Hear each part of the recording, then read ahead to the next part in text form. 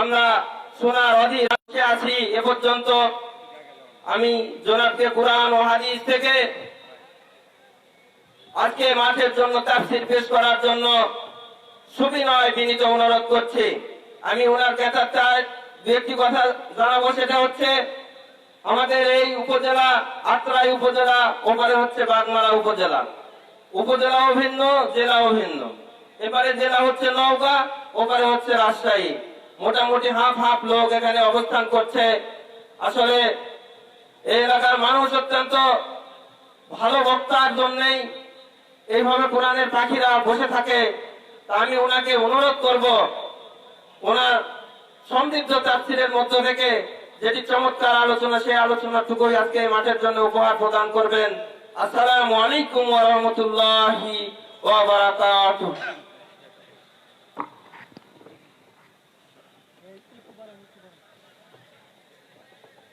السلام عليكم ورحمة الله وبركاته.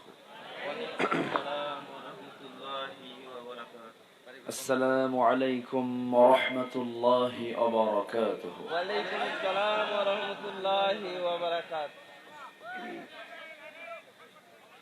إن الحمد لله الأكرم الذي خلق الإنسان وكرم وعلمه من البيان ما لم يعلم. فسبحان الذي لا يحصى امتنانه باللسان ولا بالقلم. نشهد أن لا إله إلا الله وحده لا شريك له، ونشهد أن سيدنا وحبيبنا ومولانا محمدا عبده ورسوله الذي أرسله بالحق بشيرا ونذيرا وداعيا إلى الله بإذنه وسراجا وقمرا منيرا. فقد قال الله تعالى في كلامه المجيد وفرقانه الحميد: أعوذ بالله من الشيطان الرجيم. بسم الله الرحمن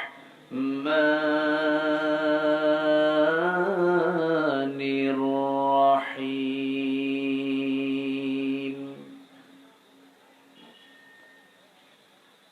تبارك الذي جعل في السماء بروجا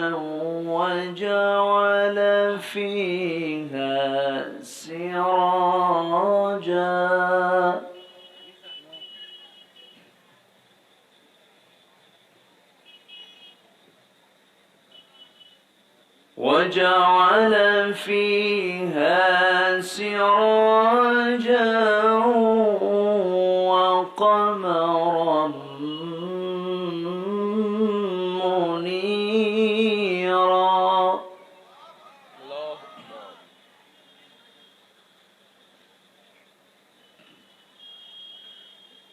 وهو الذي جعل الليل والنهار خلفة لمن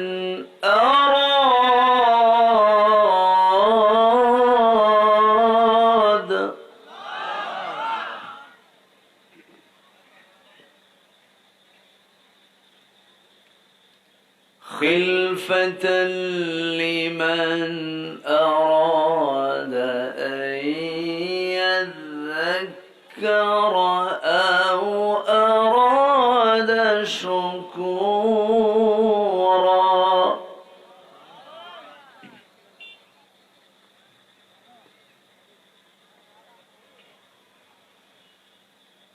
وعباد الرحمن الذين يمشون على الأرض هونا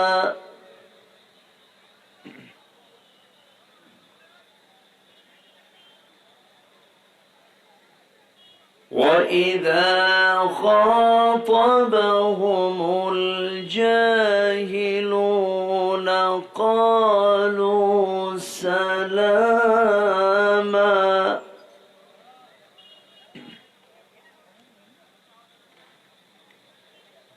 والذين يبيتون لربهم سجدا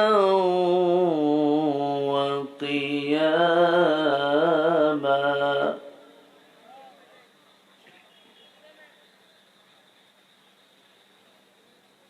الله أكبر بسم الله الرحمن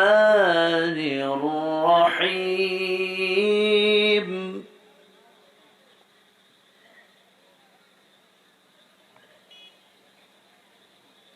إن الله وملائكته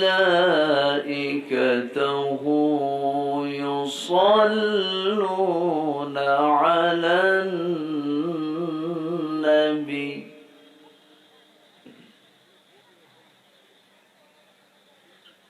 يا أيها الذين آمنوا صلوا عليه وسلموا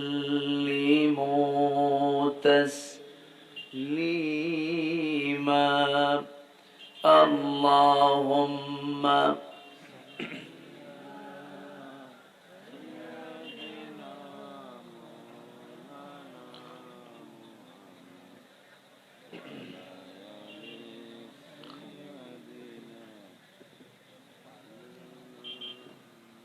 একটু মোহাম্মত দিয়ে নবীর প্রেমে মাতোয়ারা হয়ে জবান খুলে আওয়াজ দিয়ে সবাই বলুন আল্লাহুম্মা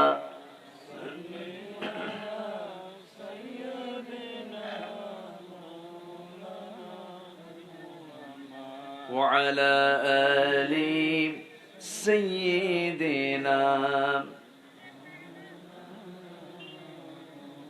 সবাই বলুন বালাগাল উলা বিকামালিহি কাশাফাত তুজা বিজামালিহি হাসনাত জামিউ খিসালিহি সাল্লু আরবের বুকে মক্কার পরে যেথায় মা আমিনার ঘর খোদার রহমতে কৌসার হয়ে ঝরছে বারংবার বালাগাল উলা বিকামালিহি কাশাফাত তুজা বিজামালিহি حسنت جميع خصاله صلوا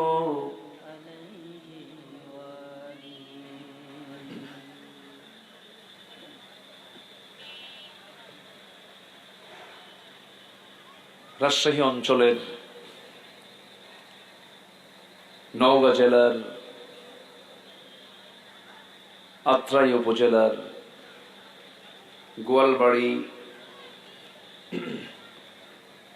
উচ্চ বিদ্যালয় মাঠে অনুষ্ঠিত তাফসীর মাহফিল ইন্তেজামিয়া কমিটি কর্তৃক আয়োজিত 14তম বার্ষিকী তাফসীরুল কোরআন মাহফিল 2024 মহৎ আয়োজনের সম্মানিত সুযোগ্য সভাপতি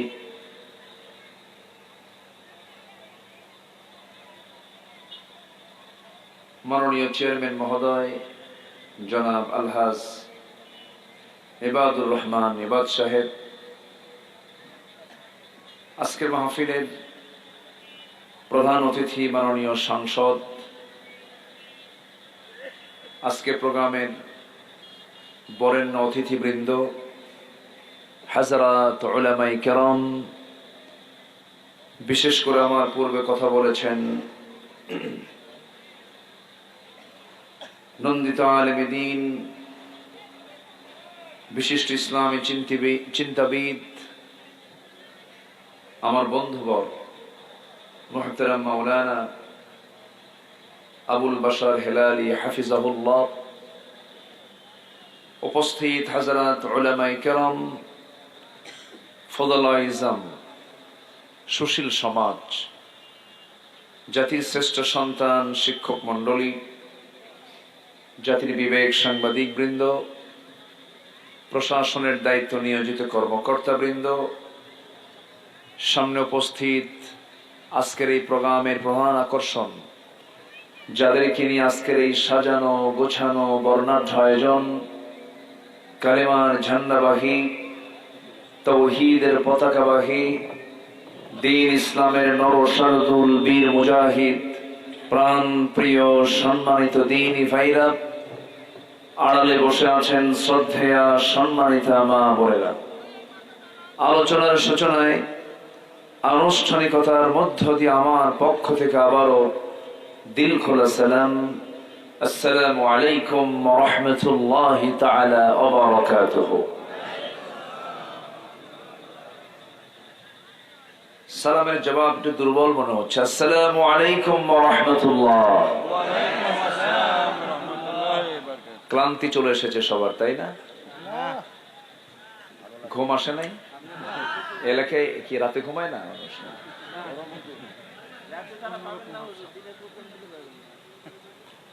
জি, আল্লাহ পাকের মেহেরবানি, যিনি আমাকে আপনাকে পৃথিবীর শ্রেষ্ঠ একটা জায়গায়, সেই জমিনটা পৃথিবীর শ্রেষ্ঠ জমিন হয়ে যায় যে জমিনে কোরআনের আলোচনা হয়। এই মুহূর্তে এই জায়গাটা হলো পৃথিবীর সবচেয়ে বরকতময় জায়গা। যিনি আমাকে আপনাকে এমন বরকতময় জায়গায় আসার বসার তৌফিক দিয়েছেন, শুকর আদায় করছি মুহাব্বাতান, জোরালো কণ্ঠে বলে উঠছি আলহামদুলিল্লাহ। আবারও বলছি আলহামদুলিল্লাহ। চিৎকার মেরে বলছি আল্লাহুম্মা ইন্নী আসআলুকা আল হুদা ওয়াত তুকা ওয়াল আফাফা ওয়াল গিনা। সবাই বলে আল্লাহুম্মা আইন্নি আলা যিকরিকা ওয়া শুকরিক ওয়া হুসনি ইবাদাতিক। আল্লাহুম্মা লাকা আসলামতু ওয়া বিকা আমানতু ওয়া আলাইকা তাওয়াক্কালতু ওয়া ইলাইকা আনাবতু ওয়া বিকা খাসামতু। আমরা আল্লাহ তাআলার শুকর আদায় করে নিলাম। উঠতে একটু দেরি হলো, শেষ হতে যদি দেরি হয় কষ্ট হবে না তো? আমাকে সময় দেওয়া যাবে ইনশাআল্লাহ? সবাই সময় দিতে রাজি আছেন তো ইনশাআল্লাহ? আল্লাহ কবুল করুন, আল্লাহ কবুল করুন। আমি চেয়েছিলাম একটু আগে উঠতে, কারণ ভরা যৌবনের একটা মজা আছে আলাদা। বুড়ো হয়ে গেলে তো চামড়া ঢিল হয়ে যায়, চোখে কম দেখে। তো মাহফিলের একটা ভরা যৌবন থাকে। সেই যৌবনটা হলো বড় জোর 8টা থেকে 10টা, সর্বোচ্চ 11টা। এরপরে মাহফিলের সেই ভরা যৌবন আর থাকে না, ক্লান্তি চলে আসে। টাইম সিলেকশন একটা মাহফিলের গুরুত্বপূর্ণ একটা বিষয়। আমার জরিপে আমি দেখেছি, এই হাজার হাজার মাহফিল টেকনাফ থেকে তেতুলিয়া, রূপসা থেকে পাথরিয়া, সুন্দরবন থেকে বান্দরবন পর্যন্ত, দেশের এমন কোনো কোণা নাই যে কোণায়, শুধু নেত্রকোণা না, সব কোণায় আমার যাওয়া হয়েছে আলহামদুলিল্লাহ। কিন্তু একটা বিষয় আমি লক্ষ্য করি, সেটা হলো মাহফিল কমিটি ম্যাক্সিমাম টাইম সিলেকশনে, সময় নির্ধারণে একটু তারা সচেতন না। এটাকে যদি একটু কাভার করে নেওয়া যেত তাহলে সুন্দর আলোচনা, সুন্দর কথা, সুন্দর সময়, সুন্দর পরিবেশে বলতে সুবিধা হয়। যখন বক্তার চোখে যখন দেখে বক্তা যে শ্রোতার চোখে ঘুম, ক্লান্তি এরকম করে, তখন আলোচনা হেরে যায়। তখন আলোচনা কি হয়? হেরে যায়। এই জন্য সময়টা খুব গুরুত্বপূর্ণ বিষয়। যেহেতু আমি উঠতে একটু দেরি করে ফেলেছি, আমাকে সময় দিচ্ছেন তো সবাই ইনশাআল্লাহ? আগামীতে এটা একটু আপনারা খেয়াল করবেন যেন সময় মতো যেন সব কাজ হয়। সম্মানিত ভাইরা, দেখেন আল্লাহ তাআলা নামাজকে অসময় দেখতে চান না সময় দেখতে চান? আসসালাতু আলা ওয়াক্তিহা, সময় মতো নামাজ। আল্লাহ তাআলা অসময়ের নামাজকে পছন্দ করেন না। মানে কি? যে কোনো কাজ হবে অসময় না সময়? সময়। এবং আল্লাহ তাআলা সময় নিয়ে প্রশ্ন করবেন, যৌবন নিয়ে প্রশ্ন করবেন, আন উমরিহি ফীমা আফনাহু, তার জীবন সম্পর্কে প্রশ্ন করা হবে, তার জীবনকালটা, সময়কালটাকে সে কোন কাজে ব্যয় করেছে। এজন্য আমরা সকল কাজ করব অসময় না সময়? সবার আগে সালাত আদায় করব সময় না সময়? আইয়ুল ইসলামে খাইর, আমার রাসূল বললেন ইসলামের সবচেয়ে উত্তম কাজ হলো সময় মতো নামাজ পড়া। জোরে বলে সুবহানাল্লাহ। আল্লাহ কবুল করুন।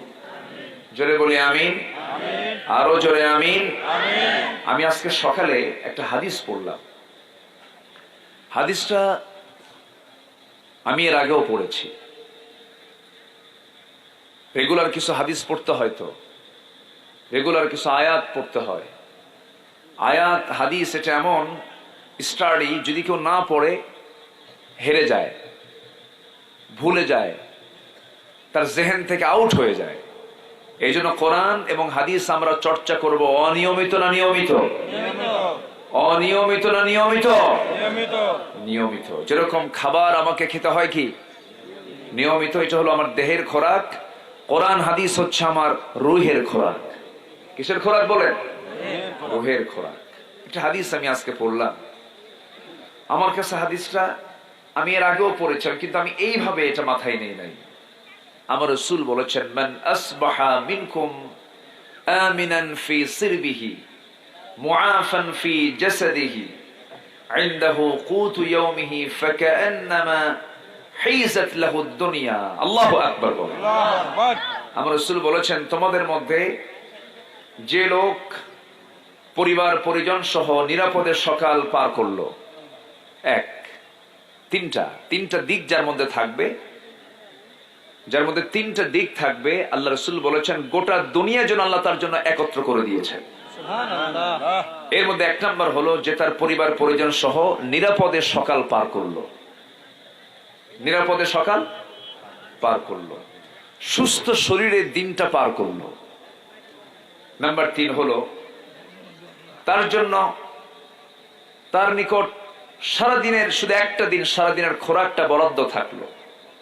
অর্থাৎ নিরাপদে সকাল, সুস্থতায় দিনাতিপাত এবং একদিনের খোরাকি যার কাছে বরাদ্দ থাকে, আমার রাসূল বলেছেন গোটা দুনিয়ার নিয়ামত যেন তার সামনে একত্র করা হলো। জোরে বলি সুবহানাল্লাহ। আমাদের কি লাগবে আর বলেন? গোটা দুনিয়া আমার নামে দলিল হলো, কিন্তু ক্যান্সার লাভ আছে? আসতে বলে লাভ আছে? লাভ নেই। আমার ইবাদ ভাই পাশে বসা, 3 টাইমস তিনি চেয়ারম্যান, তিনি যখন কথা বলছিলেন আমার বুকটা ফেটে যাচ্ছিল, জানেন। উনি খুব চেষ্টা করছেন যে স্পষ্ট করে কথা বলার জন্য, কিন্তু পারছেন না। ওনাকে যদি বলা হয় আপনি সুস্থ হয়ে যাবেন, উনি, আমার মনে হয় ওনার এমন কোন জিনিস নেই, সবকিছুর বিনিময়ে হলে উনি সুস্থভাবে কথা বলতে চাবেন। ঠিক কিনা বলেন? তাহলে গোটা দুনিয়ার সব আছে, শরীরটা ভালো না, লাভ আছে? আসতে বলবেন না, লাভ আছে? লাভ নেই। আমরা ভালো আছি, এটা বিশাল বড় নিয়ামত। বলি আলহামদুলিল্লাহ। সম্মানিত হাজিরিন, অনেক কথা আছে, আস্তে আস্তে করে বলবো। আমরা এই দুনিয়াতে এসেছি, আমরা ফিরে যাচ্ছি। আমাদের বাঁচার শখ কতশো বছর বলেন? আমাদের আব্বা আদম আলাইহিস সালাম বেঁচে ছিলেন কত বছর বলেন তো? হ্যাঁ, 1000 বছর তিনি বেঁচে ছিলেন। ফেরাউন তাফসীরে পাওয়া যায় 1600 বছর হায়াত পেয়েছিল। কত বছর? 1600 বছর। এই মাইক তো ভালোই ছিল, আবার এখন এরকম করে কেন? আগের অবস্থায় নিয়ে আসেন। 1600 বছর। মানুষের হায়াত কমতে কমতে শেষ পর্যন্ত সবচেয়ে কম হায়াত পায় উম্মতে মুহাম্মাদি, ঠিক কিনা? আগের মানুষ বেশি বাঁচত না। মাইক এরকম করে, মাইক হলো কোথায়? না না না না, আপনি ব্যালেন্স করেন, একটু ব্যালেন্স করেন আপনি। সম্মানিত ভাইয়েরা, আপনি আপনার গতিতে চলুন। আপনি কারো গতিতে চললে তো সমস্যা। যে মেশিন চালায় সে কি অন্যের পরামর্শ নিলে মেশিন চালাতে পারবে? তাকে তার মতো করে চালাতে হবে। আপনি আপনার মতো করে থাকেন। সম্মানিত ভাইয়েরা, এই পৃথিবীর সেরা মানুষ, সকল নবীদের নবী, সরওয়ারে কায়নাত, সাইয়্যিদুল মুরসালিন, জনাবে মুহাম্মদুর রাসূলুল্লাহ, তিনি বেঁচে ছিলেন কত বছর? 63 বছর 9 মাস। আমাদের বাঁচার প্রত্যাশা কত বলেন তো? আমাদের বাঁচার প্রত্যাশা কত? একজন কিছু 200 বছর, এরকম নোট তুলছে। আচ্ছা, যাই হোক,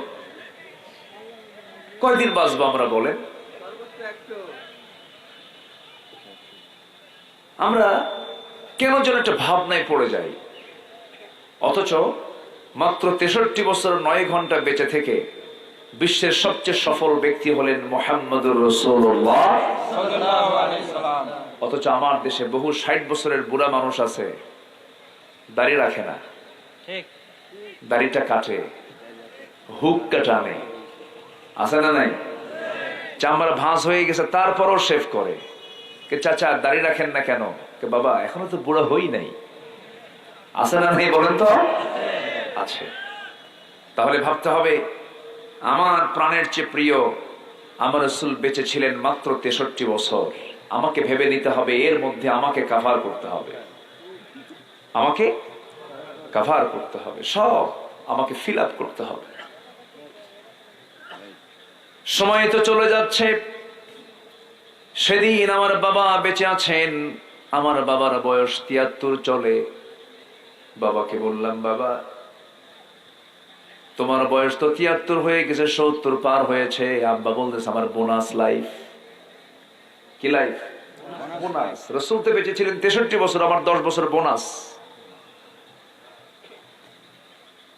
আমার বন্ধুগণ, সময় তো চলে গেল। আমলের ঝুড়িতে আমি কি জড়ো করলাম, কি জমা করলাম, এটাই তো আমার প্রশ্নের বিষয়, ভাবনার বিষয়, চিন্তার বিষয়। আল্লাহ রাব্বুল আলামিন সুন্দর করে বান্দাকে বলছেন, হুয়াল্লাযী খালাকাল মাউতা ওয়াল হায়াতা লিয়াবলুয়াকুম আইয়ুকুম আহসানু আমালান ওয়া হুয়াল আজিজুল গফুর। জোরে বলুন আল্লাহু আকবার। তিনি সেই মহান সত্তা যিনি মৃত্যু এবং জীবন সৃষ্টি করেছেন, যেন তিনি বুঝে নিতে পারেন তোমাদের মধ্যে কোন কোন বান্দাগুলো ভালো আমল করে যেতে পারে। এই জগতে আমাদের বেঁচে থাকার মূল উদ্দেশ্য হবে ভালো আমল করা, নেক আমল করা, মন্দ কোনো কাজের দিকে না যাওয়া, হারাম কোনো কাজের দিকে না যাওয়া।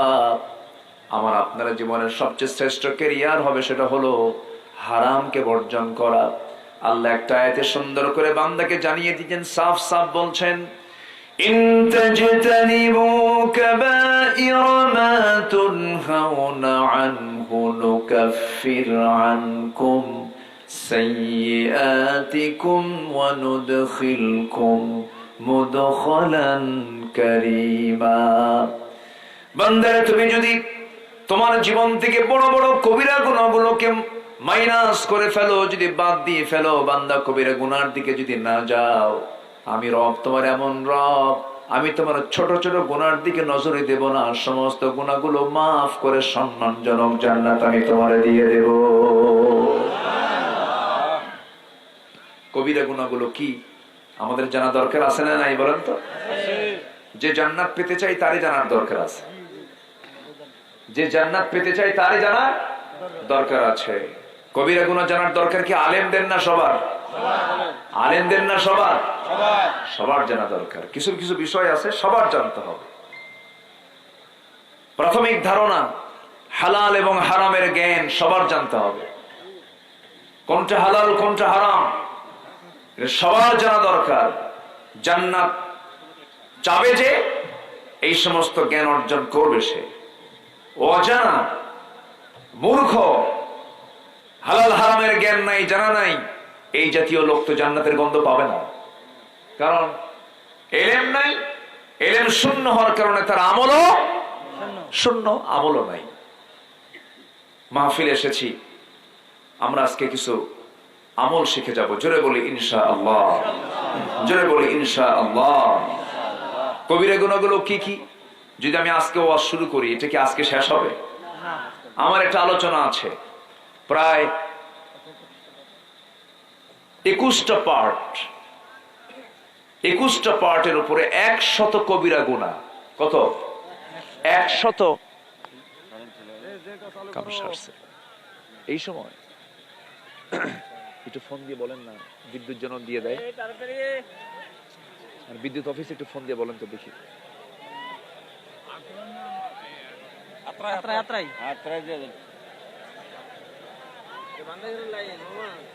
বান্ধাই করে দেন, বান্ধাই করে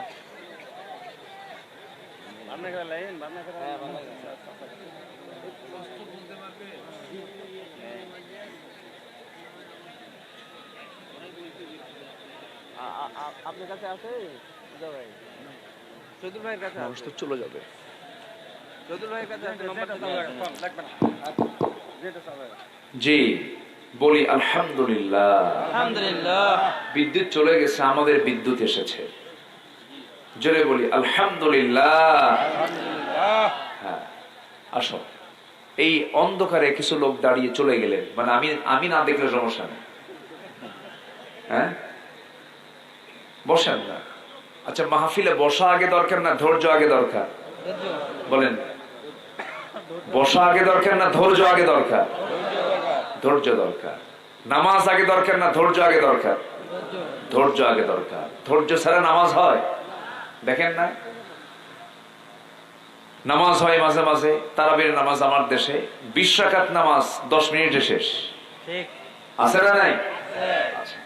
একটু বসেন, আমরা ধৈর্য ধরে আলোচনাগুলো শুনবো। জোরে বলি ইনশাআল্লাহ। সাহাবায়ে কেরাম বললেন ইয়া রাসূলুল্লাহ, কবিরা গুনাহ নিয়ে আপনি আমাদেরকে কিছু বলুন। আমার নবীজি বললেন আলা উনাব্বিউকুম বিআকবারিল কাবাইর, আমি কি তোমাদেরকে কিছু কবিরা গুনার কথা বলবো নাকি? সাহাবায়ে কেরাম বললেন ইয়া রাসূলুল্লাহ আপনি বলুন। আমার নবীজি 3টা কবিরা গুনার কথা হাদিসের মধ্যে বললেন। নাম্বার 1 হলো আল ইশরাকু বিল্লাহ, আল্লাহর সঙ্গে শিরিক করা। নাম্বার 2 হলো উকুকুল ওয়ালিদাইন, পিতামাতার সঙ্গে রূঢ় আচরণ করা, খারাপ আচরণ করা। নাম্বার 3 হলো কাউলুজ জুর, জিহ্বা থেকে মুখ থেকে বাজে কথা, অনর্থক কথা মুখ থেকে বের করে ফেলা। এই 3টা হলো যত কবিরা গুনাহগুলো আছে এর মধ্যে সবচেয়ে বড় কবিরা গুনাহ নাউযুবিল্লাহ। এই 3টা বড় গুনাহ তো আজকের সমাজে নাই। আসতে বলে আছে না নাই? আছে। শিরিক কি, পিতামাতার সঙ্গে রূঢ় আচরণ কি, এবং মুখ থেকে বেহুদা বাজে কথা কি, এই 3টা পয়েন্ট আমি আলোচনার কোন একটা মাস ফাঁকে আমি এটা বলে ফেলবো। আমাকে সময় দিচ্ছেন তো সবাই নাকি ইনশাআল্লাহ? আচ্ছা আসেন আমরা মূল আলোচনার দিকে চলে যাই। আমি যেখান থেকে তেলাওয়াত দিয়ে আমার অভ্যাস অনুযায়ী শুরু করেছি। সূরাটার নাম হলো সূরাতুল ফুরকান। সূরাতুল ফুরকান। আমার আলোচনা শুধু আপনি কিন্তু শুনছেন না, প্রযুক্তির কল্যাণে এই আলোচনা আগামী কালকের মধ্যেই চলে যাবে, হয়তো এখনো চলে যাচ্ছে কোটি কোটি মানুষের মাঝে।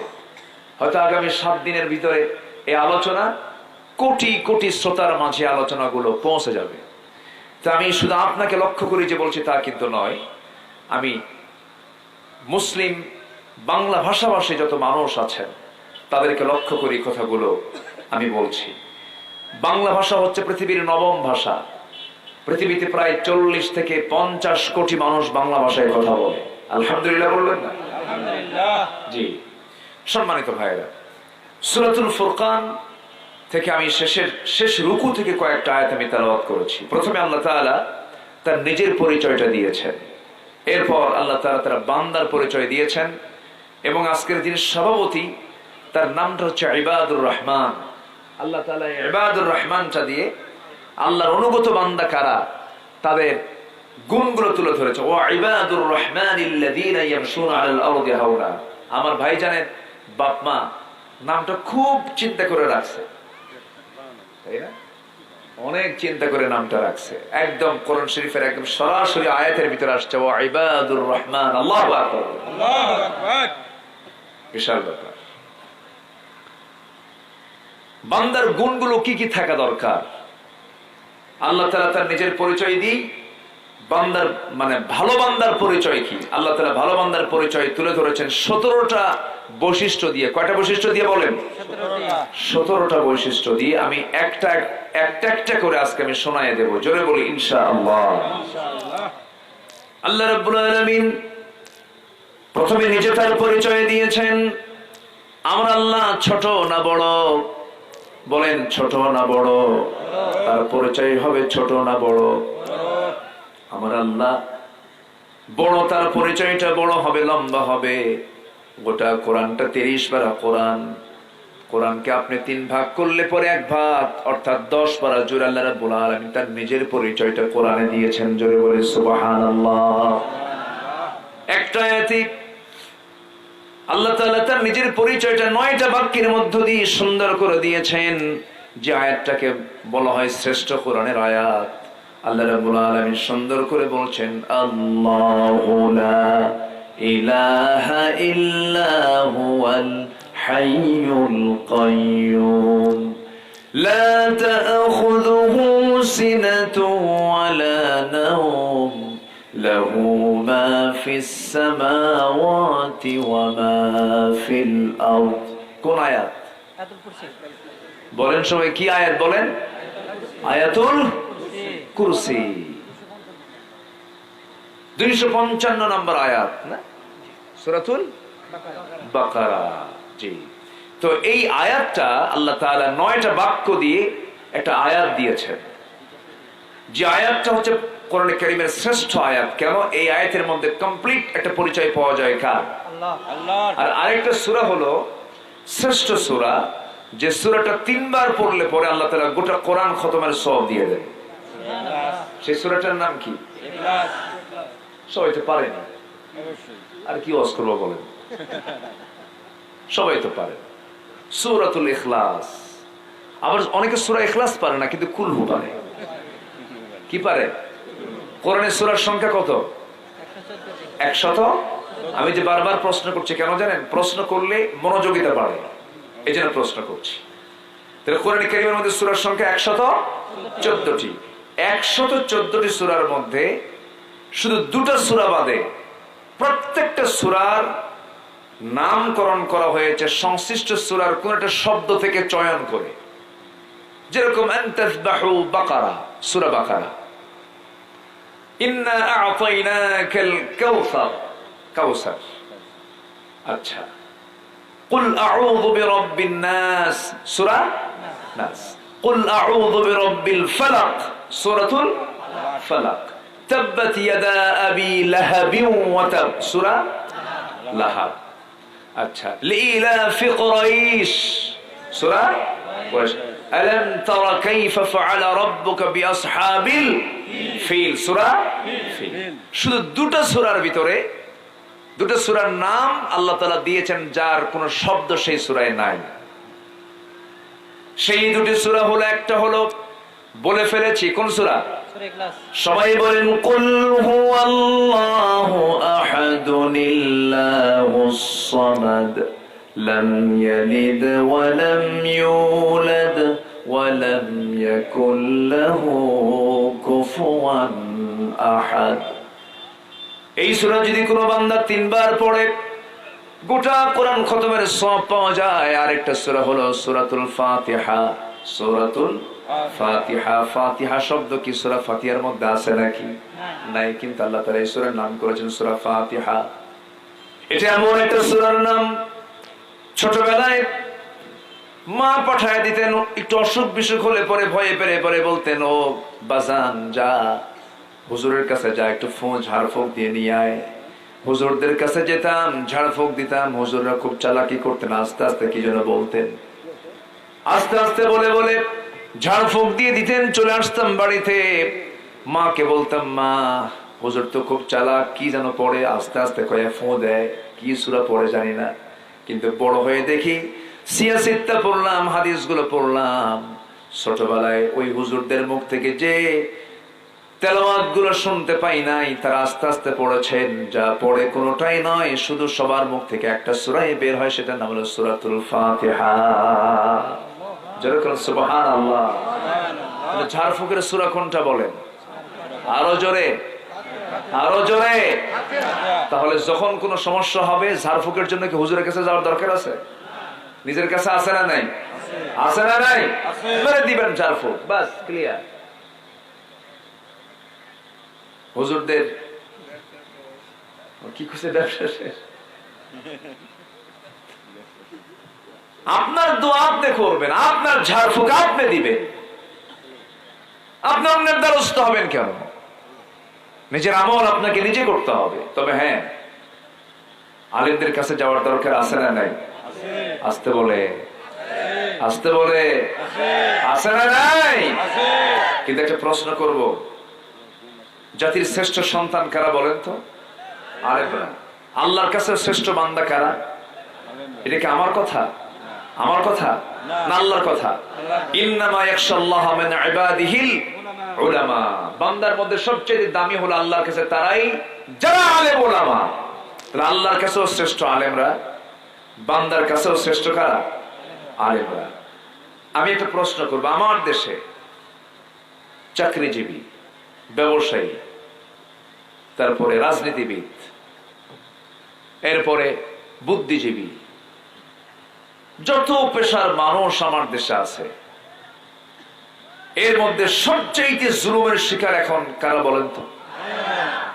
আমি কইছি এটা, আপনি কিন্তু বললেন। কি কথা কি বুঝতেছেন? আচ্ছা, ৭১ থেকে ২০০০ আজকে ২৪ সাল, এই ৫৩-৫৪ বছর এদেশের সরকার ক্ষমতায়, যে যে সরকার ক্ষমতায় এসেছেন, একবারও কি আলেমরা ক্ষমতায় হাতে নিয়েছেন? আলেমরা কি ক্ষমতা হাতে নিয়েছেন? তাহলে ক্ষমতা পেলে পরে তখন কিছু দোষ টোষ হয়, তাই না? হয় না? দোষ হয়, দোষ গুণ দুটাই থাকে।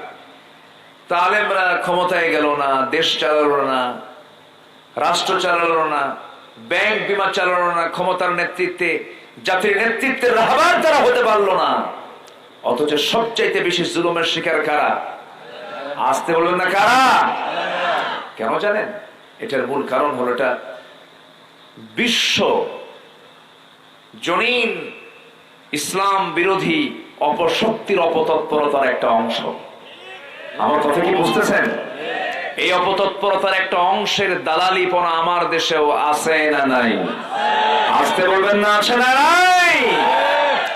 মাত্র ১ কোটি ইহুদি, মাত্র ১ থেকে ১.৫ কোটি ইহুদি, যাদের জনসংখ্যা আজ থেকে ৪,০০০ বছর আগে ৪০ লক্ষ ছিল, আজকে ১ থেকে ১.৫ কোটি হয়েছে, ২ কোটিও হয় নাই। কুকুর বাচ্চা জন্ম দেয় একসঙ্গে ৮টা ৯টা, কিন্তু টিকে না। টিকে যায় গরু, টিকে যায় কি? গরু ছাগল টিকে যায় কেন? আল্লাহ তাআলা এর মধ্যে বরকত দিয়েছেন। কুকুরের বাচ্চা ৯-১০টা হওয়ার পরও কি হয়? মারা যায়, টিকে না, শেষ হয়ে যায়। তো তেমনি ইহুদিদের সংখ্যা আজ থেকে ৪,০০০ বছর আগে ৪০ লক্ষ হওয়ার পরেও আজকে যেখানে হওয়ার কথা ছিল ১০০ কোটি, অথচ সেই জায়গায় সেখানে ২ কোটি হয় নাই। কেন জানেন? এদের ভিতরে কোনো বরকত নাই, কুত্তা মার্কা। আজকে বলেন না, জোরে বলেন ঠিক কিনা? আজকে গোটা পৃথিবীর ব্যবসা নিয়ন্ত্রণ করছে তারা, রাজনীতি নিয়ন্ত্রণ করছে তারা, কিন্তু বিষয়টা হলো জনগণ কেন বাড়ে না? ওদের সংখ্যা কেন বাড়ে না? কেন বাড়ে না? বরকত নাই। দ্বিতীয় বিশ্বযুদ্ধে 1945-এ এডলফ হিটলার, জার্মানির এডলফ হিটলার একদিনে গ্যাস চেম্বারে তুলে 60 লক্ষ ইহুদিকে মেরে শেষ করে দিয়েছে এডলফ হিটলার। সবগুলোকে মারতে পারতেন তিনি। তার ইতিহাসে তিনি বলেছেন, মারলাম না, কিছু থুয়ে দিলাম, তোরা টের পাবি একদিন যে আমি মারছি কেন ইহুদিকে। কি কথা কি বুঝতেছেন? আজকে গোটা পৃথিবী অশান্ত করে রেখেছে কারা? আসতে বলবেন না, কারা? গোটা মধ্যপ্রাচ্যের বিস্ফোরা করে রেখেছে কাদেরকে? ইহুদিদেরকে বিস্ফোরা করে রেখেছে মধ্যপ্রাচ্যে। জাস্ট ফিলিস্তিনের সঙ্গে লাগানো ইসরায়েল। আজকে মুসলমানদের প্রথম কিবলা আল্লাহর নাম দেওয়া মসজিদ, মসজিদ আকসা, আজকে তারা অবরুদ্ধ করে রেখেছে। রমজান মাসে তারা হামলা চালিয়েছে, অসংখ্য বাড়ি ঘর তারা ভেঙ্গে চুরমার করে দিয়েছে, বম্বিং করে উড়িয়ে দিয়েছে। সম্মানিত ভাইয়েরা, আজকে যদি গোটা পৃথিবীর মুসলমান 180 কোটি মুসলমান যদি একটা প্ল্যাটফর্মে আসতো, কোন ইহুদির বাচ্চা জমিনে টিকতে পারত না।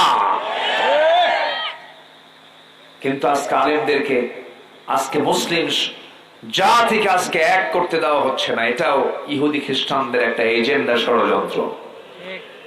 আমার কথা কি বুঝে আসতেছে? অনেক কথা আছে, আস্তে আস্তে করে বলবো। বললাম না একটু সময়টা একটু অসময় হয়ে গেছে, 10টায় হলে ভালো হতো। যাই হোক, সম্মানিত ভাইয়েরা, তাহলে ইসলামকে দেখিয়ে দেওয়ার জন্য একটা মহল সবসময় আছে না নাই? আসতে বলবেন না, আছে না নাই? আমরা ইসলামকে ডুবাতে দেব? ইসলামকে পরাজিত হতে দেব? আলেমদের উপরে জুলুম হোক, এটা কি আমরা চাবো? কোন ব্যক্তির উপরে জুলুম হোক, এটা কি আমরা চাবো? চাবো না। তাহলে অবশ্যই আমাদের সত্যের পক্ষে দাঁড়ানোর দরকার আছে না নাই? আসতে বলবেন না, আছে না নাই? আল্লাহ রাব্বুল আলামিন আমাকে আপনাকে দুনিয়াতে পাঠিয়েছেন। আল্লাহ রাব্বুল আলামিন কেন পাঠিয়েছেন তিনি জানাচ্ছেন, কুনতুম খায়রা উম্মাতিন উখরিজাত লিন-নাসি তা'মুরুনা বিল মা'রুফ ওয়া তানহাউনা 'আনিল মুনকার ওয়া তু'মিনুনা বিল্লাহ। জোরে বলুন আল্লাহু আকবার। তোমরা এই শ্রেষ্ঠ জাতি, মানুষের কল্যাণের জন্য তোমাদেরকে সৃষ্টি করা হয়েছে। তোমরা কি করবে? সৎ কাজের আদেশ দেবে, অসৎ কাজের বাধা প্রদান করবে। শুধু যদি এই হুকুমটা যদি আজকে উম্মতে মুহাম্মাদে যদি ফলো করত, কোন বেনামাজি চরিত্রহীন নেতৃত্ব, কোন বেনামাজি নেতৃত্ব, চরিত্রহীন নেতৃত্ব আজকে সমাজে তারা নেতৃত্ব দিতে পারতো না। কারণ মুসলমান আজকে সচেতন হলে পরে মক্খর নেতা কোনদিন আজকে মঞ্চে দাঁড়ায় কথা বলার সাহস পেত না। ঠিক কিনা? মক্খর নেতা আমার দেশে আছে না নাই? হ্যাঁ, নাইট ক্লাবে কারা যায়? নাইট ক্লাবে কি আপনি কোনদিন শুনেছেন কোন হাফেজে কোরআন গেছে, কোন আলেমে দ্বীন গেছে? নাইট ক্লাবে তারাই যায় যারা মদের সাথে, যারা জেনার সাথে সম্পৃক্ত, তাদের সাথেই ওই নাইট ক্লাবের সম্পর্ক। ঠিক কিনা? বসেন, আপনিও যাচ্ছেন, একসঙ্গে গেলে হয় নাকি? একটু বসেন, জি আসেন, সবাই বসেন। সামনের কাতার পূরণ করুন, কাতার সোজা করুন, বসেন। আলহামদুলিল্লাহ, আমি আপনাদের ধৈর্যটাকে অত্যন্ত সম্মান জানাচ্ছি। আল্লাহ তাআলা আপনাদের যথেষ্ট ধৈর্য দিয়েছেন, বলি আলহামদুলিল্লাহ। এত রাতে আলোচনা শোনার রেকর্ড আমি খুব কম পাই। এত সুন্দর করে ধৈর্য নিয়ে আপনারা বসে আছেন। আল্লাহ তুমি শেষ পর্যন্ত আমাদের শেষ কাজ দোয়ার মধ্য দিয়ে আল্লাহ তাআলা আমাদের সবাইকে থাকার তৌফিক দান করুন। জোরে বলি আল্লাহুম্মা আমিন। সম্মানিত ভাইয়েরা, আজকে যদি মুসলমান যদি সিদ্ধান্ত নিত কোন বেনামাজি চরিত্রহীন লম্পট, মদখোর, সুদখোর, জেনাকার, এদের নেতৃত্বের মুখে আমরা জুতা মারব। এমন সিদ্ধান্ত নিলে পরে জাতির নেতৃত্বে আর কোন চোর আসতো না। ঠিক কিনা বলেন? আমার দেশে নেতৃত্বের মধ্যে কিছু চোর আছে না নাই? আসতে বলবেন না, আছে না নাই? যারা দেশের টাকা বাইরে পাচার করে তারা কি? তারা কি বলেন? কি তারা কি ছোট চোর? কি চোর বলেন? আমার দেশে জুতা চোরের বিচার হয়, অভাবী চোরের বিচার হয়, কিন্তু স্বভাবী চোর, কলম চোরের বিচার হয় না। সম্মানিত ভাইয়েরা, আমরা ঈমান এনেছি, আমরা অন্যায়কে কখনো প্রশ্রয় দেব না। জোরে বলি ইনশাআল্লাহ। ঈমানদার সেই যার চোখের সামনে কোনো অন্যায়কে সে বরদাস্ত করবে না। সে ঈমানদার হতে পারে না যার চোখের সামনে অন্যায় কাজ সংগঠিত হয় অথচ সে ঘৃণা করে না, কথা বলে না, এর বিরুদ্ধে সোচ্চার হয় না, সে ঈমানদার নয়। আমার বন্ধুগণ, একটু কান লাগাবেন।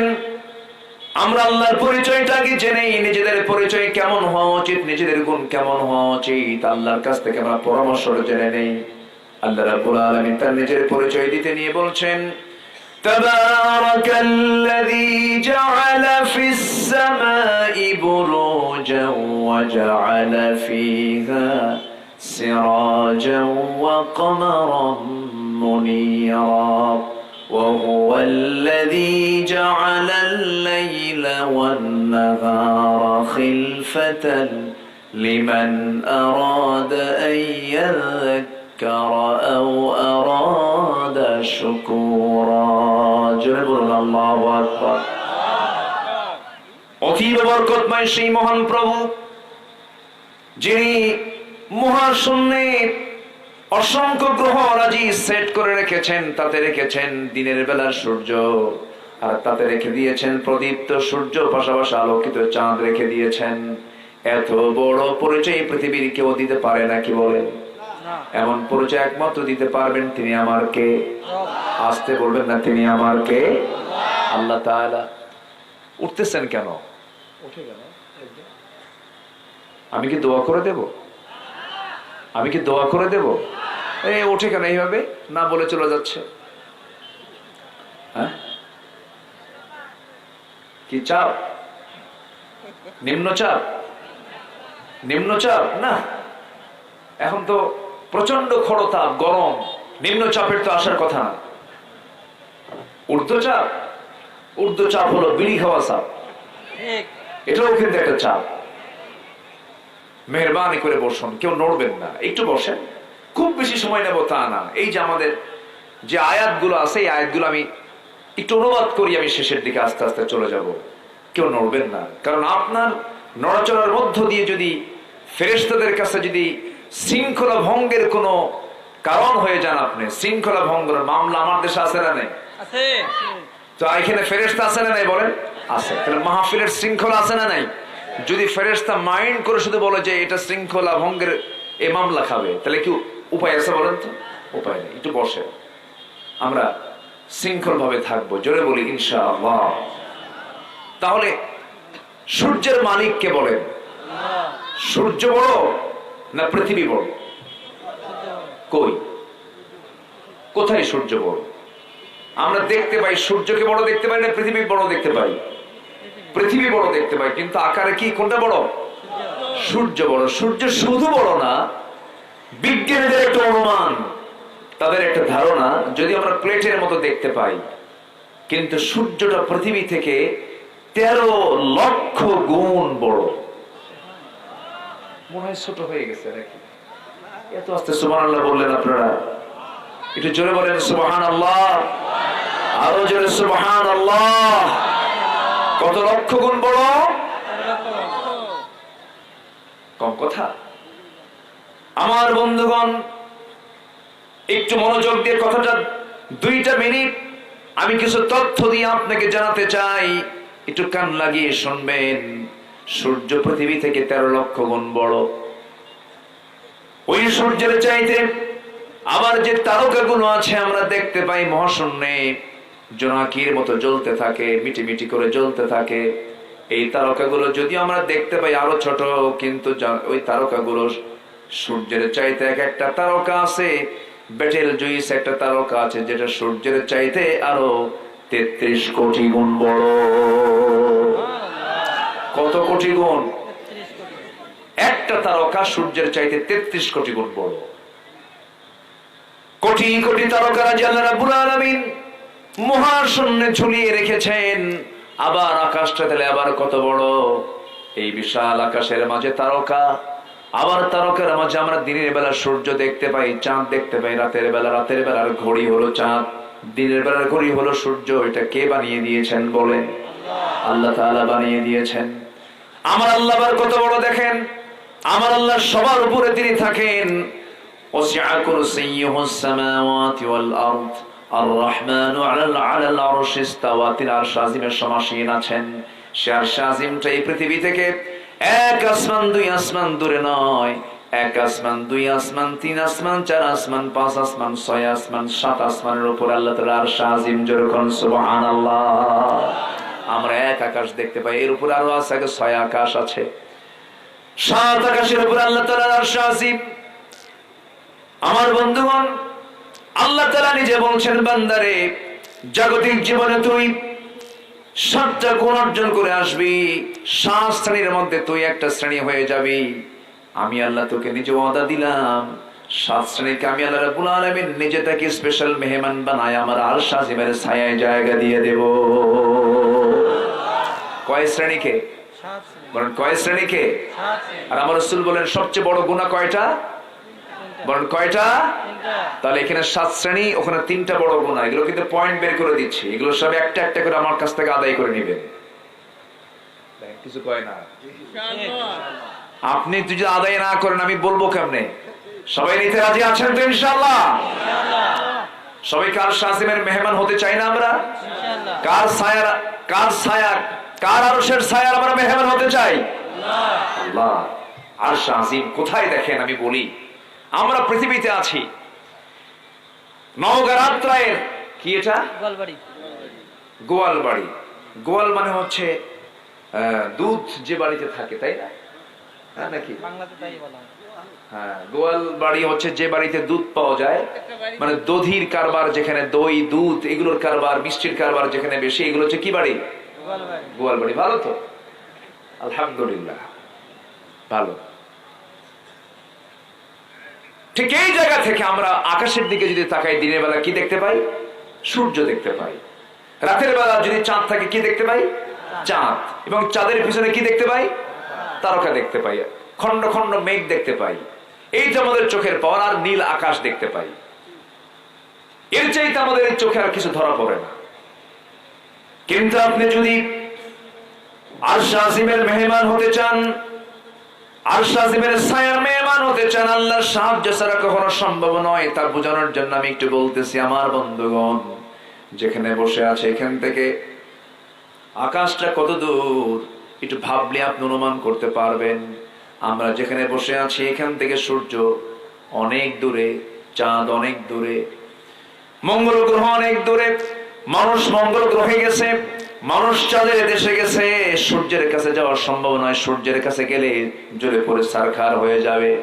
কিন্তু মানুষ যদি চিন্তা করে, চাঁদ দেখলাম, এরপরে মঙ্গল গ্রহ দেখলাম, একটু তারকার দেশ দেখতে যাব, তারকা কোথায় আছে। যদি কোনো বান্দা তারকার দেশ দেখতে চায়, এই জাগতিক জীবনের কোনো বিমানে চড়ে, কোনো হেলিকপ্টারে চড়ে সেখানে গিয়ে সে পৌঁছতে পারবে না। তবে যদি সে চেষ্টা করে, নভোযানে চেষ্টা করতে পারে, নভোযানে সে চেষ্টা করে যাওয়ার জন্য হয়তো বা প্ল্যান নিতে পারে। এই পৃথিবীর এখন সবচেয়ে দ্রুতগামী নভোযান হলো অ্যাপোলো 11, যার ঘন্টার গতি হলো 39,000 কিলোমিটার। 39,000 কিলোমিটার বেগে সে যদি সেই নভোযানে চড়ে যদি ঘন্টার গতি অনুযায়ী যদি সে চলতে চায়, সেই পৃথিবীর সবচেয়ে নিকটবর্তী একটা তারকার দেশ আছে যার নাম হলো প্রক্সিমা সেন্ট্রাই। সেই প্রক্সিমা সেন্ট্রাই তার যেতে ঘন্টা 39,000 কিলোমিটার বেগে সে যদি রওনা দিয়ে দেয়, তার যেতে সময় লেগে যাবে পৃথিবীর সবচেয়ে নিকটবর্তী তারকার দেশে যেতে সময় লাগবে তার 1,15,000 বছর মাত্র। যাবেন কারা কারা? হাত তোলেন, তোলেন, হাত তোলেন। ওই যে একজন হাত তুলছে, যাবে। তুমি বাঁচবা কয়দিন, যাবা কোন দিন? হ্যাঁ, নিজের চেষ্টায় যাওয়া সম্ভব নয়, কিন্তু আল্লাহ তাআলা বলছেন, বান্দা আমি 7 শ্রেণীকে শাসিমের ছায়ে জায়গা দেব। 1 নম্বর শ্রেণী হলো যারা ন্যায় বিচার করবে। গোটা পৃথিবীতে ন্যায় বিচার বেশি না অন্যায় বিচার বেশি? অন্যায়। ন্যায় বিচার বেশি না অন্যায় বিচার বেশি? অন্যায়। মামলার এমন সাক্ষী, আমার দেশে মামলার সাক্ষীগুলো ম্যাক্সিমাম সত্যবাদী না মিথ্যাবাদী? মিথ্যাবাদী। সত্যবাদী না মিথ্যাবাদী? মিথ্যাবাদী। ঘটনা 71, ঘটনা 71, সাক্ষীর জন্ম হলো 76। ঠিক। সাক্ষীর জন্ম কত? 76। আর আমার দেশের মানুষ এত বড় সাক্ষী, এত বড় বুজুর্গ, 4 মাইল দূর থেকে দেখতে পাই ঘটনা কি ঘটছে। ঠিক। কয় মাইল দূর থেকে দেখতে পাই? 4 মাইল। 4 মাইল। কম কথা নাকি? এ তো হুদহুদ ফেল নাকি? আছে না? হুদহুদ আছে না? লাম আরাল হুদহুদ, আমি তো হুদহুদকে দেখি না। হুদহুদ একটা পাখি ছিল, যা সুলাইমান আলাইহিস সালাম তাকে সাথে নিয়ে চলতেন। সাথে নিয়ে এক রাত, তো সব কথা তো একসঙ্গে বলা যায় না। এই হুদহুদ নিয়ে কথা বললে তো ঘন্টার পর ঘন্টা হয়ে যাবে। লাম আরাল হুদহুদ, আমি তো হুদহুদকে দেখতে পাচ্ছি না, কোথায় গেল? আম কানা মিনাল গায়িবিন, সে কি হেরে গেল নাকি? ওকে যদি পাই শাস্তি দেব, পানিশমেন্ট করব। হঠাৎ করে চলে আসলো। সম্মানিত ভাইয়েরা, এই হুদহুদ পাখির একটা বৈশিষ্ট্য হলো, সে যখন আকাশে শূন্যে যখন উঠতো, এই ভূপৃষ্ঠের নিচে, এই মাটির নিচে কোথায় পানি আছে আর কোথায় পানি নাই, এটা হুদহুদ বলতে পারতো। সুবহানাল্লাহ। আস্তে কয় সুবহানাল্লাহ। তাহলে হুদহুদ পাখিকে এই জ্ঞান, এই প্রজ্ঞা কে দিয়েছেন? আল্লাহ। আল্লাহ দিয়েছেন। সুলাইমান ছিলেন পৃথিবীর সবচেয়ে বড় শাসক, সবচেয়ে বড় রাজা। এত বড় রাজা পৃথিবীতে আর কেউ আসবে না। যিনি প্রথম পৃথিবীতে বিমানে চড়েছেন, পুরা ক্যাবিনেট মন্ত্রী, মন্ত্রী পরিষদ নিয়ে তিনি বিমানে চড়তেন। বাতাসকে হুকুম করতেন, জ্বালানি লাগতো না, কোনো তেল তেল লাগতো না, চড়তেন। এক সকাল সন্ধ্যায় তিনি গোটা দুনিয়া ঘুরে এসে তার রাজ দরবারে প্রবেশ করতেন। আল্লাহু আকবার। যেরকম সুবহানাল্লাহ। কিন্তু এই হুদহুদ পাখি, সে ভূপৃষ্ঠের উপরে থেকে ভূপৃষ্ঠের নিচে কোথায় পানি আছে বলতে পারে, অথচ ওই হুদহুদ পাখিকে শিকার করার জন্য মানুষ যখন তার মাথার উপরে যখন জাল ছেড়ে দেয়, সে জাল তার চোখে পড়ে না। এই কথা কি বুঝতেছেন আপনারা? ঠিক। তাহলে ওকে শিকার করার জন্য জাল ফেলতেছে তার মাথায়, সে দেখে না, অথচ ভূপৃষ্ঠের নিচের পানি কোথায় আছে আর পানি কোথায় না তা সে দেখে। আল্লাহু আকবার বলবেন না? আরো জোরে আল্লাহু আকবার। সম্মানিত ভাইরা, আমার দেশে ন্যায় বিচার বেশি না অন্যায় বিচার বেশি? অন্যায়। শুধু কি আমার দেশের সমস্যা না, গোটা দুনিয়ার সমস্যা? দুনিয়া। গোটা দুনিয়ার সমস্যা এটা। কোন ন্যায় বিচার নাই।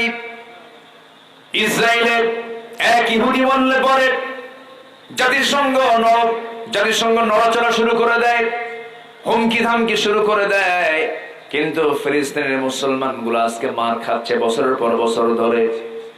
কাশ্মীরের মুসলমান গুলোকে পাখির বাচ্চার মতো গুলি করে হত্যা করা হয়, কোনো জবাব নাই, কোন সাড়া শব্দ নাই, কোন আওয়াজ নাই।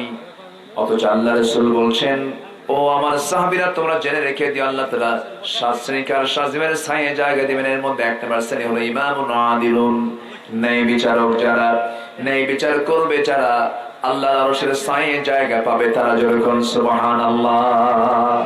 টাকা খায়া বিচার পাল্টায় দেয় এমন মাতব্বর বুঝে আত্রাই উপজেলায় নাই। আছে আছে। মুরব্বী তো হাসে দেখি ওই দিক থেকে। হাসেন কেন? আছে আছে। আমার বন্ধুগণ, আপনারা আইন দেখবেন ব্যক্তি দেখে না আইন দেখে? আইন দেখে। আজ থেকে ব্যক্তি দেখে না আইন দেখে? দেখে। আইন দেখে। আপনি চেয়ারম্যান হয়েছেন, আপনি মেম্বার হয়েছেন, বিচার করতে বসেছেন, আপনি কোনো ব্যক্তি দেখবেন না, কোনো বংশ দেখবেন না, আপনি কোনো আত্মীয় দেখবেন না। আপনি যদি স্ট্রেট ফরওয়ার্ড যদি বিচার করতে পারেন, আল্লাহ তাআলা আপনাকে 1 নাম্বার কাতারে আর সাজিবের ছায়ে জায়গায় মেহমান বানায় নেবেন। জোরে কোন সুবহানাল্লাহ। সুবহানাল্লাহ। নাম্বার 2 হলো শাবুন নাশায়া ফি ইবাদাতিল্লাহ। ওই যুবককে আল্লাহ তাআলা সাজিবের ছায়ে জায়গা দিবেন যে যুবকটা তার যৌবন কালটাকে ইবাদতে কাটায় দিছে, পার্কে যায় নাই। পার্কে যাওয়ার মতো তো যুবকরা আজকে সমাজে নাই। আছে। শিশু পার্কগুলোতে শিশু যায় না, শিশুর খালারা যায়। ঠিক। কারা যায়? শিশুর খালারা। তাহলে নাম দেওয়া দরকার শিশুর খালা পার্ক। কি আচ্ছা, এই যে ছেলে মেয়েগুলো বসে বসে গল্প করে এটাকে কি বলে? এরা কি করে? প্রেম করে না? কি বললো? জি, প্রেম, প্রেম। প্রেম করে। হ্যাঁ, প্রেমিক পুরুষ আর প্রেমিকা নারী। আচ্ছা, তাহলে ছেলে মেয়ে এক জায়গায় হলে কি হয়? আসতে কয় প্রেম হয়। কি হয়? প্রেম হয়। এটাই তো বলে সবাই যে আমি ওর সঙ্গে প্রেম করি। আচ্ছা, বিয়ের আগে প্রেম হয় না বিয়ের পরে প্রেম হয়? আসতে কয় প্রেমটা হয় আসলে কি বিয়ের আগে না বিয়ের পরে? বলেন তো, বিয়ের আগে না বিয়ের পরে? এরপরে কিন্তু আমার দেশে প্রেম হয় কখন? বিয়ের আগে। বিয়ের আগে। কোথায় হয় প্রেম জানেন? কলেজের বারান্দায়, স্কুলের বারান্দায়, শিক্ষকের চোখের সামনে, প্রশাসনের নাকের ডগায়। এগুলো প্রেম নয়, এগুলো জেনা, জেনা, জেনা। ঠিক কিনা? এগুলো ওয়াজ করে বন্ধ হবে না। 1000 বছর ওয়াজ মাহফিল করে এই সমস্ত অপকর্ম জেনার কাজ বন্ধ হবে না। এগুলো জেনার কাজ বন্ধ হবে শুধুমাত্র যদি বলা হয় যেখানে জোড়া পাবে সেখানে 1.5 হাত লাঠির পিটন বসায় দিবা, সব বন্ধ হয়ে যাবে। ঠিক কিনা? কিন্তু 1.5 হাত লাঠি দিয়ে যারা পিটাবে তারাই পাশে পাহারা দিয়ে বলে ভালো করে প্রেম করো, আমরা পাহারা দিচ্ছি। ঠিক কিনা বলেন? ইয়াবা, নেশা, মদ ওয়াজ মাহফিল করে বন্ধ হবে না। যাদের হাতে আইন আছে তাদেরকে যদি বলা হয় তোমাদেরকে আমরা ছেড়ে দিলাম, নিশ্চিন্ত করলাম, তোমরা দেশ থেকে নেশা মুক্ত পরিবেশ করার জন্য দেশকে নেশা মুক্ত করে ফেলো, আমি আল্লাহর কসম করে বলতে পারি এদেশের পুলিশ প্রশাসন যদি ইচ্ছা করে তাদেরকে যদি স্বাধীন করে দেওয়া হয় 3 দিনে দেশ থেকে সকল মাদককে মুক্ত করা সম্ভব। ঠিক কিনা? কিন্তু করবে কারা? যে সরিষার দিয়ে আপনি ভূত তাড়াবেন সেই সরিষার মধ্যে কি ভূত ঢুকে আছে। কষ্ট পাচ্ছেন না। আজকে যুবকদেরকে ধ্বংস করার জন্য প্রতিবেশী রাষ্ট্র আমাদেরকে বরকত স্বরূপ পাঠায় দিছে ফেন্সিডিল। ঠিক। এটা বরকত না? ঠিক। জান্নাতের খাবার। সারাবান তাহুরা ফেন্সিডিল পাঠায় দিছে। ওদিক থেকে ওই ছোট ছোট চোখওয়ালা, নাক বোচাওয়ালা মিয়ানমারের এই বৌদ্ধরা তারা পাঠায় দিয়েছে ইয়াবা। ইয়াবা আর ফেন্সিডিল দিয়ে যুব সমাজকে আজকে ধ্বংস করে এই দেশকে পরিকল্পিত হবে একটা ধ্বংসের দ্বার প্রান্তে তারা পৌঁছায় দিতে চায়। যুবকরা ওই ফাঁদে পা দিও না, ওই ফাঁদে পা দিও না যুবকরা। আমি তোমাদের কাছে করজোরে মিনতি জানাই, তোমার যৌবনের দাম আছে, নেশার দিকে যেও না। টাইম পাস করার জন্য বিবাহ পূর্ব কোন নোংরা সম্পর্কে জড়িও না। অবাধ কোন যৌনাচার আক্রান্ত হইও না। কোন ইনবক্সে কোন মেসেজিং করতে যেও না। ভাই ভাইয়ের লাইনে, হোয়াটসঅ্যাপ, ইমোতে কোন বেহুদের সময় নষ্ট করো না। তোমাকে সময় ব্যয় করতে হবে কিসের পিছনে? কোরআনের বিষয়। আসতে বলবে না কিসের পিছনে? তোমাকে জান্নাত ডাকতেছে, তোমাকে জান্নাত ডাকতেছে। তুমি কি জানো তুমি যুবক, তোমার রক্তের দামটা আল্লাহর কাছে কত? তোমার রক্ত যদি দিনের জন্য ঝরাতে পারো এরপরে দুনিয়ার সোজা তুমি জান্নাতে চলে যাবে পরবারে। এক অন্ধ সাহাবী নবীর সামনে দাঁড়িয়ে কয়, হুজুর বদরে আমার বন্ধু শহীদ হয়ে জান্নাতে চলে গেল, আমি কি যাবো না জান্নাতে?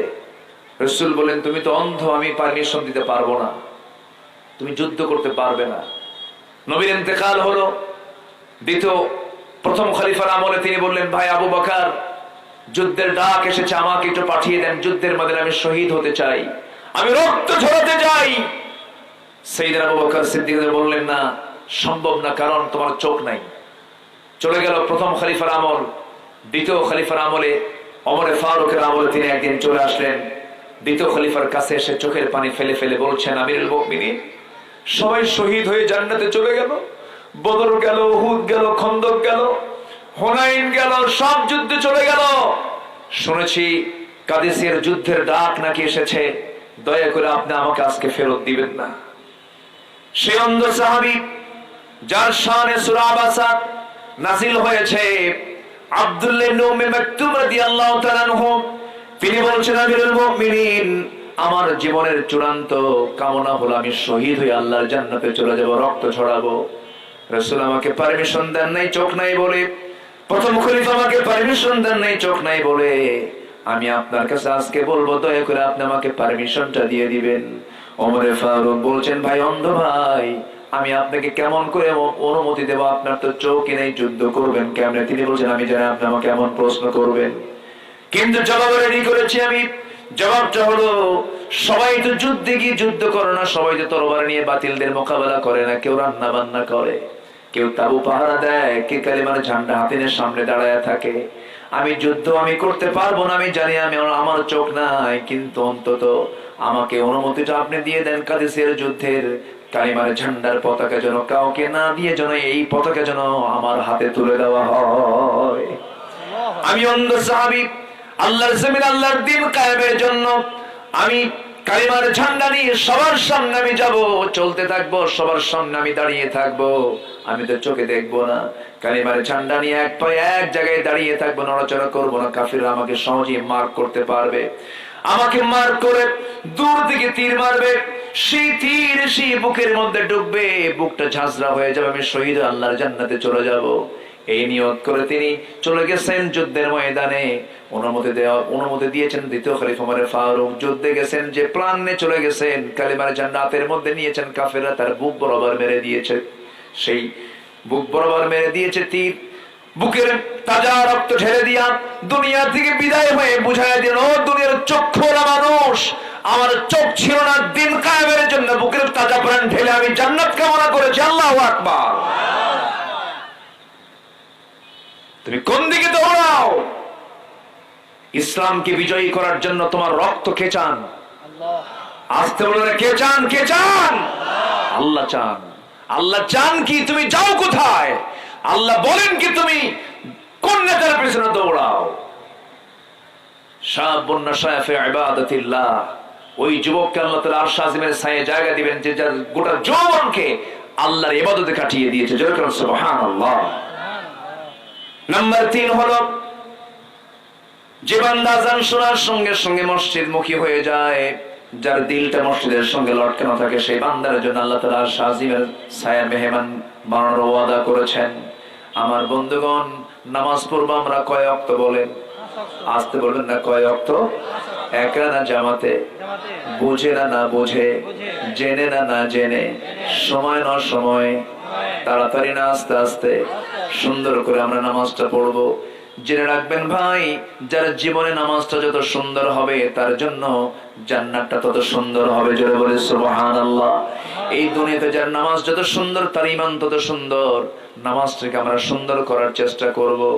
আল্লাহ রাব্বুল আলামিন সুন্দর করে এবার সূরাতুল ফুরকানের আমার তেলাওয়াতকৃত আয়াতের দুটো আয়াত আমি পার করেছি, আল্লাহর পরিচয়টা আমরা পেয়ে গেলাম। এবার আল্লাহ তাআলা বান্দার পরিচয় দিচ্ছেন, 17টা বান্দার পরিচয় দিচ্ছেন, 17টা গুণের কথা বলেছেন। সময় খুবই অল্প, আমি একটা একটা করে আক্ষরিক ভাবে হলেও বলবো। জোরে বলি ইনশাআল্লাহ।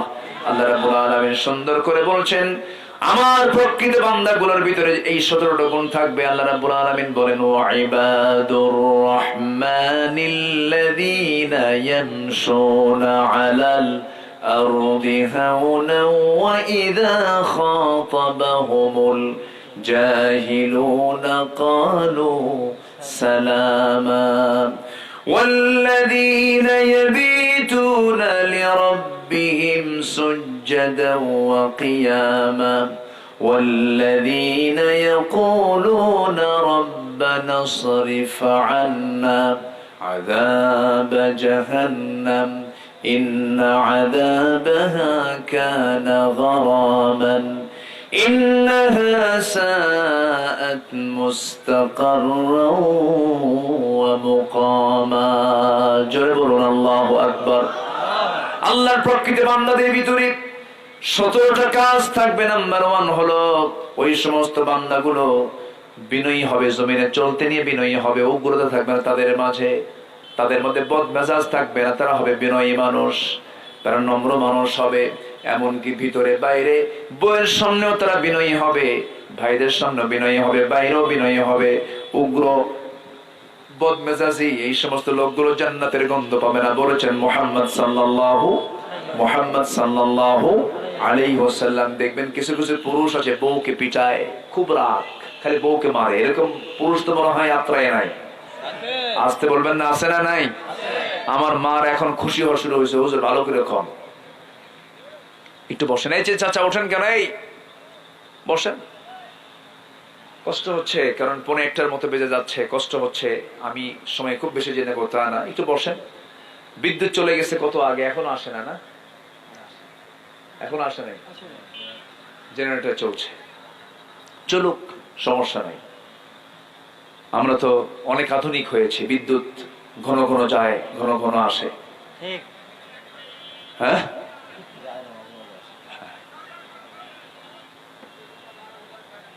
না ঠিক আছে। সম্মানিত ভাইয়েরা, আমরা কি বিনয়ী হব না উগ্র হব? বিনয়ী। উগ্র হব না বিনয়ী হব? বিনয়ী। কোন উগ্র বদমেজাজি জান্নাতের গন্ধ পাবে না। বউকে পিটায়, বউকে মারে, বউয়ের সঙ্গে খারাপ আচরণ করে, রূঢ় আচরণ করে, অথচ রাসূল বলেছেন যে বান্দা তার স্ত্রীর কাছে ভালো হবে, সেই বান্দা আল্লাহর কাছে ভালো হবে। যেরকম সুবহানাল্লাহ। আল্লাহ। আমরা সব ক্ষেত্রে বিনয়ী হব। রুক্ষতা, বদমেজাজি এমন কোন আচরণ রাখা যাবে না। স্বামী থাকে মালয়েশিয়া, বউ থাকে বাংলাদেশ, ভিডিও কলে কথা বলতে বলতে হঠাৎ করে রাগ উঠে গেছে, ভিডিও কলে রাগের মাথায় বউকে লক্ষ্য করে বলছে, যা, তোকে আর আমার রাখবই না, তোরে তালাক দিলাম। 1 তালাক, 2 তালাক দিয়ে দিতে 100 তালাক দেওয়া শেষ। তালাক টালাক দিয়ে আমাদেরকে ফোন দিয়ে বলে, হুজুর কাম তো সারছি। কি হয়েছে? হুজুর খুব রাগ উঠছিল। কি করছো? হুজুর তালাক দিছে। কত? 100। কত তালাক দিছে? 100। আচ্ছা, তালাক কি 100 হয়? না। তালাক নামে সূরা আছে না নাই? আছে। যে বিয়ে করছে তার কি সূরা তালাক জানার দরকার আছে না? আছে। আসতে কর। আছে। আছে না নাই? আছে। যে বিয়ে করেছে তার তালাকের মাসলা জানার দরকার আছে না নাই? আচ্ছা, তালাক টালাক দিয়া বলে, হুজুর কাম তো সারছি। কি হয়েছে? তালাক টালাক দিয়ে দিছে। হুজুর রাগের মাথায় দিছে, তালাক কি হবে? দেখেন আবার ফতোয়া দিচ্ছে, রাগের মাথায় তালাক দিলে কি তালাক হয়? যদি প্রশ্ন, আচ্ছা কেউ কি মহব্বত করে বউকে তালাক দেয়? না। কে বউ রাগ করো না, এদিকে আসো তো মনা, সোনা ময়না রাগ করো না, আমি তোমার না তালাক দিই, এরকম করে তালাক দেয়? না। তালাকের সম্পর্ক কি রাগের সাথে হয় না মহব্বতের সাথে হয়? রাগের সাথে। কিসের সাথে হয়? আপনি যদি কাউকে রেগে যদি গুলি করেন, ওর গুলি কি গায়ে লাগবে না? মনে হয় রাগের কারণে গুলি লাগবে না গায়ে, নাকি? লাগবে। হ্যাঁ? রেগে গিয়ে আপনি যদি কাউকে খুন করেন, যেমন খুন হয়ে যায়, রাগের মাথায় যদি আপনি কথা বলেন, আইন তার আইনের গতি দিয়ে চলে যায়। ঠিক। ঠিক কিনা? ঠিক। অসংখ্য পরিবার আছে বাংলাদেশে, স্বামী স্ত্রীর পরিচয় বহন করে পরিবার চালাচ্ছে, কিন্তু তাদের তালাকের মধ্য দিয়ে তাদের মধ্যে জেনার সম্পর্ক হয়ে গেছে। ঠিক। আছে না নেই? আছে। আচ্ছা, মাহফিল এসেছেন, এই বিষয়গুলো জানা দরকার। শুধুমাত্র এগুলো কিসের জন্য? মেজাজের ভারসাম্যহীনতা, ধৈর্যহীনতা, বদমেজাজি, রুক্ষ মেজাজি, এই জাতীয় চরিত্র থাকার কারণে স্বামী এবং স্ত্রীর মধ্যে দ্বন্দ্ব লাগলে সবচেয়ে বেশি ধৈর্যশীল হবে কে? বেশি ধৈর্যের পরিচয় দেবে কে? বউ না স্বামী? দেখেন কিচ্ছু কয় না, হুজুর বউরে কয় দেন। সবচেয়ে বেশি ধৈর্যের পরিচয় দেবে কে? স্বামী। স্বামী। আমার বন্ধুগণ, আমার নবীজির ঘরে খাবার থাকতো না। নবীজি রাতের আধারে শেষ রাতের দিকে দাওয়াতি কাজ করে করে বাসায় ফিরতেন। অনেক সময় অনেক রাত হয়ে যেত। আমার নবীজি এত রাতে ফেরার পর আম্মা জান আয়েশা বলেন, রাসূল আমার ঘরের মধ্যে ঢোকার সময় আমাকে ডাক দেন না, আস্তে করে দরজা খুলতেন। খাবার কোনো ছিল না ঘরের ভিতরে। তিনি নিজের হাতে খাবারগুলো দেখে দেখে যখন দেখতেন খাবার নাই, পাত্রগুলো তুলে তুলে দেখতেন খাবার নাই। শেষ রাতের দিকে গ্লাসে পানি নিয়ে পানি পান করে তিনি শুধু পানি পান করে গোটা রাত না খেয়ে থেকে দিনের বেলা তিনি ওই পানিতে রোজা রেখেছেন। মাসের পরে মাস চলে গেছে, চুলায় আগুন জ্বলে নাই, উনুনে আগুন জ্বলে নাই। নবীজি কি ধৈর্যের পরিচয় দিয়েছেন। কোন স্ত্রীকে তিনি কটাক্ষ করে কথা বলেছেন এমন কোন হাদিস কেউ দেখাতে পারবেন না। আমার নবীজি বলেছেন, ও আমার সাহাবীরা, যে বান্দা তার বইয়ের কাছে ভালো সেই বান্দা আল্লাহর কাছে ভালো, যে বান্দি তার স্বামীর কাছে ভালো সেই বান্দিটা আল্লাহর কাছে ভালো। আজ থেকে 20 বছর আগের দিকেও যদি তাকান, আমার দাদিরা তেমন শিক্ষিতা ছিলেন না, কিন্তু স্বামীর প্রতি তাদের সম্মান ছিল কম না বেশি? সম্মান ছিল কম না বেশি? কিন্তু আজকে ভাবিরা শিক্ষিতা কম না বেশি? সম্মান সম্মান স্বামীকে সম্মান দেয় কম, স্বামীকে পাত্তাই দিতে চায় না, স্বামীর গুরুত্ব বোঝে না। আবার আমি বলছি না আমার মা শুধু আপনাকে ছোট করার জন্য কথাগুলো বলছি, স্বামীরও বুঝতে হবে, স্ত্রীর প্রতি অধিকার গুলো বুঝতে হবে। কিন্তু একথা সত্য, স্বামী স্ত্রী যখন নামাজে দাঁড়িয়ে যাবে সেই সময় নামাজের দায়িত্ব পালন করবে ইমাম হবে, বউ না স্বামী? আসতে বলুন না, বউ না স্বামী? ইমামের তালিকায় রেখেছেন আল্লাহ তাআলা বউকে না স্বামীকে? স্বামীকে রেখে দিয়েছেন, মানে সে হবে নেতা, সে হবে লিডার। স্বামী তার বউকে চালাবে।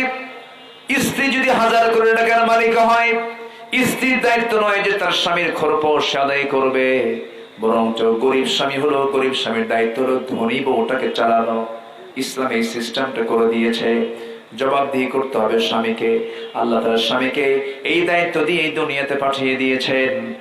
আমার মায়েরা, স্বামীর প্রতি শ্রদ্ধাবোধ থাকা উচিত, স্বামীর প্রতি সম্মান বোধ থাকা উচিত। যদি শ্রদ্ধা না থাকে, যেখানে শ্রদ্ধা থাকবে না সেখানে কোনোদিন শান্তি আসতে পারে? আসতে বলে না আসতে পারে? আনুগত্য যদি না থাকে সেই জায়গায় শান্তি আসতে পারে? সন্তান যদি বাবাকে সম্মান না করে, বাবা যদি সন্তানকে স্নেহ না করে, সেই পরিবারটা হয়ে যায় জাহান্নামের টুকরা। আসতে বলুন না ঠিক কিনা? কিন্তু আমার দেশে এমন ফ্যামিলি আছে বাপ বেটা একসঙ্গে মদ খায়। আসতে বলবেন না, আছে না নাই? এই জন্য ঘুষিও মারে বাবার একদম নাক যেটা। যে সমাজের সম্মানবোধ থাকবে না, স্নেহ থাকবে না, আনুগত্য থাকবে না, সেই সমাজ ধ্বংসের দিকে চলে যাবে, এটাই স্বাভাবিক। একটা ইতিহাসের কথা মনে পড়লো আমার মা, আমি শুনেছি অনেক মা বোন আজকের মাহফিলে আসছেন, আপনাদেরকে একটু বলতে চাই। একজন মহিলা সাহাবী রাসূলকে খুব মহব্বত করতেন। নবীজি মক্কা ছেড়ে যখন মদিনায় হিজরত করলেন, মদিনার আনসার সাহাবীরা উট উপহার দিয়ে যায়, খেজুর বাগান উপহার দিয়ে যায়, অনেক সম্পদ রাসূলকে দিয়ে যাচ্ছেন, হাতে হাতে সবাই দিয়ে যায়। উম্মে সুলাইম নবীর সামনে দাঁড়ায় হাওয়া করে কাঁদে আর বলে, ইয়া রাসূলুল্লাহি, কত সাহাবী কত দান করলো, আমি তো কিছুই দিতে পারলাম না হুজুর। এই যে আমার কলেজের টুকরো সন্তান আনাস বিন মালিক আছে, আনাস বিন মালিককে আপনার খেদমতে দিয়ে গেলাম, আপনি তার খেদমত নিবেন, আমি সন্তানকে আপনাকে দিয়ে গেলাম। সন্তান নবীর হাতে দিয়ে চলে গেছেন। এই উম্মে সুলাইম রাসূলকে খুব মহব্বত করতেন, স্বামীর প্রতি তার চরম আনুগত্য ছিল, সম্মান ছিল। ছোট্ট একটি ইতিহাস মনে পড়লো। আনাস বিন সেই উম্মে সুলাইম রাদিয়াল্লাহু তাআলার স্বামী ব্যবসায়ী মানুষ ছিলেন, তিনি ব্যবসা করার জন্য তিনি বাড়ি থেকে চলে গেছেন 7 দিনের জন্য বাইরের দেশে গিয়ে 7ম দিনে তিনি ফিরবেন, নিজের বাড়িতে ফিরবেন। তিনি যেদিন ফিরবেন সেদিন সকাল বেলা কলিজার টুকরো একটা সন্তান ছিল, সেই সন্তানটা হঠাৎ করে মারা যায়। উম্মে সুলাইম মনে মনে চিন্তা করে, স্বামী আমার বিকেল বেলা আমার বাড়িতে ফিরবেন, বাড়িতে ফিরে আসবেন, বিদেশ থেকে আসবেন, আমার সন্তানটা মারা গেল। সন্তান মৃত্যুর কথা যদি সেই জানতে পারে, আমার স্বামীর মনটা খারাপ হয়ে যাবে। স্বামীর আমি মনটা খারাপ হতে দেব না। সন্তান মারা গেছে, কাউকে জানালেন না। সন্তানটার লাশ নিজের পিঠে বহন করে আস্তে করে পাশের ঘরে শোয়া দিলেন, চাদর মুড়ি দিলেন, আস্তে করে শোয়া রেখে বিকেল বেলা স্বামী আসবেন। সুন্দর করে মাথা থেকে পা পর্যন্ত সাজগোজ করেছেন, কাপড় চোপড় পরেছেন, সুগন্ধি লাগিয়েছেন, ডেকোরেট হয়ে স্বামীকে সন্তুষ্ট করার জন্য বিকেল বেলা যখন স্বামীর অপেক্ষা করছিলেন, এমন সময় দরজায় এসে করাঘাত করা হলো। স্বামী এসে ডাকতেছেন, দরজা খুলেই সালাম বিনিময় হলো। স্বামী বলতেছে, আমার বউ তুমি কেমন আছো? আলহামদুলিল্লাহ ভালো আছি। আমার কলিজার টুকরা একমাত্র সন্তানটা কেমন আছে? আগের চাইতে আরো বেশি আরামে আছে। বুঝতে দিলেন না, জানতে দিলেন না। সহবাস হয়ে গেল, স্বামী স্ত্রীর রিলেশন হয়ে গেল। অনেকক্ষণ পর স্বামী স্ত্রীকে জিজ্ঞাসা করে বলছে, আমার বউ অনেকক্ষণ ধরে ঘরের মধ্যে আমি চলাফেরা করছি, কিন্তু আমার কলেজার টুকরা সন্তানের কোন আনাগোনা পাই না। আমার সন্তানটা কোথায় কোথায় গেল, একটু ভালো করে বলো তো, আমার সন্তানটা কোথায় বেড়াতে গেছে বলো তো একটু। সঙ্গে সঙ্গে লক্ষ্য করে দেখেন স্বামী তার স্ত্রী চোখের দিকে তাকায়, দেখেন চোখটা অশ্রুপূর্ণ হয়ে গেছে, কান্নায় চোখ থেকে পানি বের হচ্ছে। এমন সময় বলছেন, আমার স্ত্রী সত্যি করে বলো আমার সন্তানটা কোথায় চলে গেছে। এবার কান্না বিজড়িত কণ্ঠে বলছে, আমার স্বামী গো, আল্লাহর কসম করে বলি, আমি আপনার সন্তোষ হাসিলের জন্য এমনটা করেছি। আপনার সন্তান তেমন দেশে বেড়াতে গেছে যে দেশ থেকে মানুষ আর কোনোদিন ফিরে আসে না। এমন কথা বলার সঙ্গে সঙ্গে স্বামীর মন খারাপ হয়ে গেল। সোজা নবীর কাছে গিয়ে বলেন, ইয়া রাসূলুল্লাহ, আমার স্ত্রী আমার সঙ্গে আমার নাপাকি হওয়ার পূর্বে সন্তান মৃত্যুর তত্ত্ব কেন গোপন করলো, আমার সন্তান মৃত্যুর কথা কেন বললো না, আমি তার প্রতি রাগ করেছি। আমার রাসূল বলছেন, আমার সাহাবী রে, গতকালকে তোমার স্ত্রী আমার সাহাবী উম্মে সুলাইম তোমার খুশির জন্য, স্বামীর সন্তুষ্টির জন্য যে আচরণটা করেছে, আর শাজিম খুশি হয়ে গেছে। উম্মে সুলাইমের গোটা জিন্দেগীর শ্রেষ্ঠ আমল সে গতকালকে করে ফেলেছে। জোরে কর সুবহানাল্লাহ, জোরে কর সুবহানাল্লাহ। এই পৃথিবীতে সেজদার যদি কোনো হুকুম থাকতো, মানুষ মানুষকে সেজদা দেওয়া এমনটা হুকুম যদি থাকতো, প্রত্যেক স্ত্রী তার স্বামীকে সকাল সন্ধ্যা সেজদা দিত। অর্থাৎ এখান থেকে বোঝা যায় স্বামীর দামটা আছে না নাই। আসতে বলবেন না, আছে না নাই? স্বামীর সম্মানটা আছে না নাই? আছে। এই বিষয়টা আমার মার একটু খেয়াল করবেন। আপনার জন্য জান্নাতটা খুব ইজি ছিল, 4টা কাজ আপনি করবেন, কিন্তু দুঃখজনক হলো সত্য, মেয়েরা জাহান্নামের বাসিন্দা বেশি হয়ে যাবে। নাম্বার 4টা কাজের 1 নাম্বার হলো 5 ওয়াক্ত নামাজ, রমজান মাসে রোজা, স্বামীর আনুগত্য করা। নাম্বার 4 হলো পর্দার হেফাজত করা, পর্দা করা, সতীত্বের হেফাজত করা। এই 4টা কাজ মায়েরা যদি করতে পারে, অনায়াসে সে জান্নাতে যাবে, কেউ তাকে বাধা দেবে না।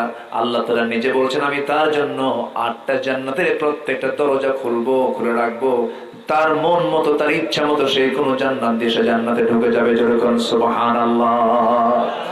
আমার মা, এই বিষয়গুলো একটু খেয়াল করার চেষ্টা করবেন। পরিবারটাকে সুন্দর করে ইসলাম দিয়ে সাজাবেন। সন্তানগুলোকে মোবাইল দেখায় দেখায় খাবার খাওয়াবেন না, সময়টাকে নষ্ট করবেন না, ডিভাইসের পিছনে আসক্ত হবেন না, স্বামীর প্রতি অনুগত হবেন, সময়কে কাজে লাগাবেন। দিনটা শুরু করবেন কোরআন তেলাওয়াত দিয়ে। আল্লাহর কসম করে বলি, কোনো মা যদি কোরআন তেলাওয়াত দিয়ে দিন শুরু করে, ওই পরিবারে বড় ধরনের কোনো রোগ সেই পরিবারে কখনো আসে না। বলি আলহামদুলিল্লাহ। আমার দাদির যুগে কি এত অসুখ ছিল? আমার দাদির যুগে কি বেশি সিজার লাগতো? সিজার লাগতো?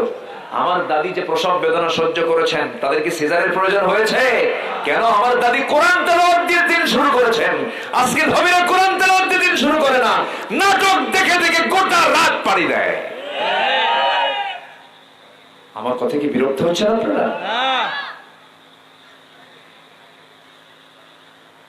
17টা গুণ আমরা আজকে শিখে যাব। কেবল চলতেছে কয় নাম্বার? 1 বলেন। 1 নাম্বার। কেবল চলে কয় নাম্বার? 1 নাম্বার। তাহলে এখন বলেন, আমার কি 1 রাত হওয়া দরকার না আরো 2-3 রাত হওয়া দরকার? বহু আলোচনা, বহু কথা। কোরআন তো কোরআন, কোরআন তো দরিয়া। বলি আল্লাহু আকবার। একটু মনোযোগ দিয়ে কথাগুলো শোনো। মাদের ব্যাপারে একটু কথা বললাম, মারা অবশ্যই জানা দরকার, মাদের একটু বোঝা দরকার। মেয়েরা আজকে তারা কি বুঝে জানেন? মেয়েরা এরা ভাবে যে আমাদের সৌন্দর্য যত দেখাবো আমাদের দাম তত বাড়বে। আচ্ছা, আম খুব মজা লাগে, কিন্তু আমটা যদি কেউ সিলে বিক্রি করতে বসে, কেউ কি টাকা দিয়ে কিনবে? কারণ আমের পর্দা নাই। কি নাই? পর্দা নেই। পর্দা ছাড়া আমের কোনো দাম, লিচুর পর্দা ছাড়া লিচুর কোনো দাম, কাঁঠালের পর্দা ছাড়া কাঁঠালের কোনো দাম, নারীর পর্দা ছাড়া নারীর কোনো দাম। দেশি মুরগি আর বিদেশি মুরগির মধ্যে তফাৎ আছে না নাই? বিদেশি মুরগির মধ্যে হায়া মায়া কম, ওর গায়ে কাপড় চোপড়ও নাই, ও হাটে ঘাটে মাঠে সব জায়গায় শীত হয়ে পড়ে থাকে। বোল্ডার মুরগি দেখেন না, বিদেশি মুরগিগুলো দেখেন না? হ্যাঁ, গরমও সহ্য হয় না, তাই না? আর দেশি মুরগিগুলো দেখেন গোটা গায়ে কাপড় চোপড় দিয়ে ঢাকা, ওর চামড়া দেখা যায় না। কি কথা বোঝেন নাকি? হ্যাঁ, এর দামও আছে, একে ধরাও যায় না। যদি মুরগির ঘর থেকে সকালবেলা বের হয়, সারাদিন দিয়ে পাড়া থাকি না, ঠিক কিনা? আমার মা একটু মেহেরবানি করে পর্দার বিষয়টা আপনি খেয়াল করবেন। আপনার যদি পর্দা যদি 100% হয়ে যায়, আল্লাহ তাআলা আপনার জন্য জান্নাত 100% রেখে দিয়েছেন। বলি আলহামদুলিল্লাহ। কি হলো? মাইকের কি হলো? বিদ্যুৎ আসছে? বলি আলহামদুলিল্লাহ। বেশি জোরে বলার দরকার না, আবার যেতেও পারে। একটু আস্তে আস্তে করে। চরম এটা বিভ্রাট করেছে আজকে বিদ্যুৎ।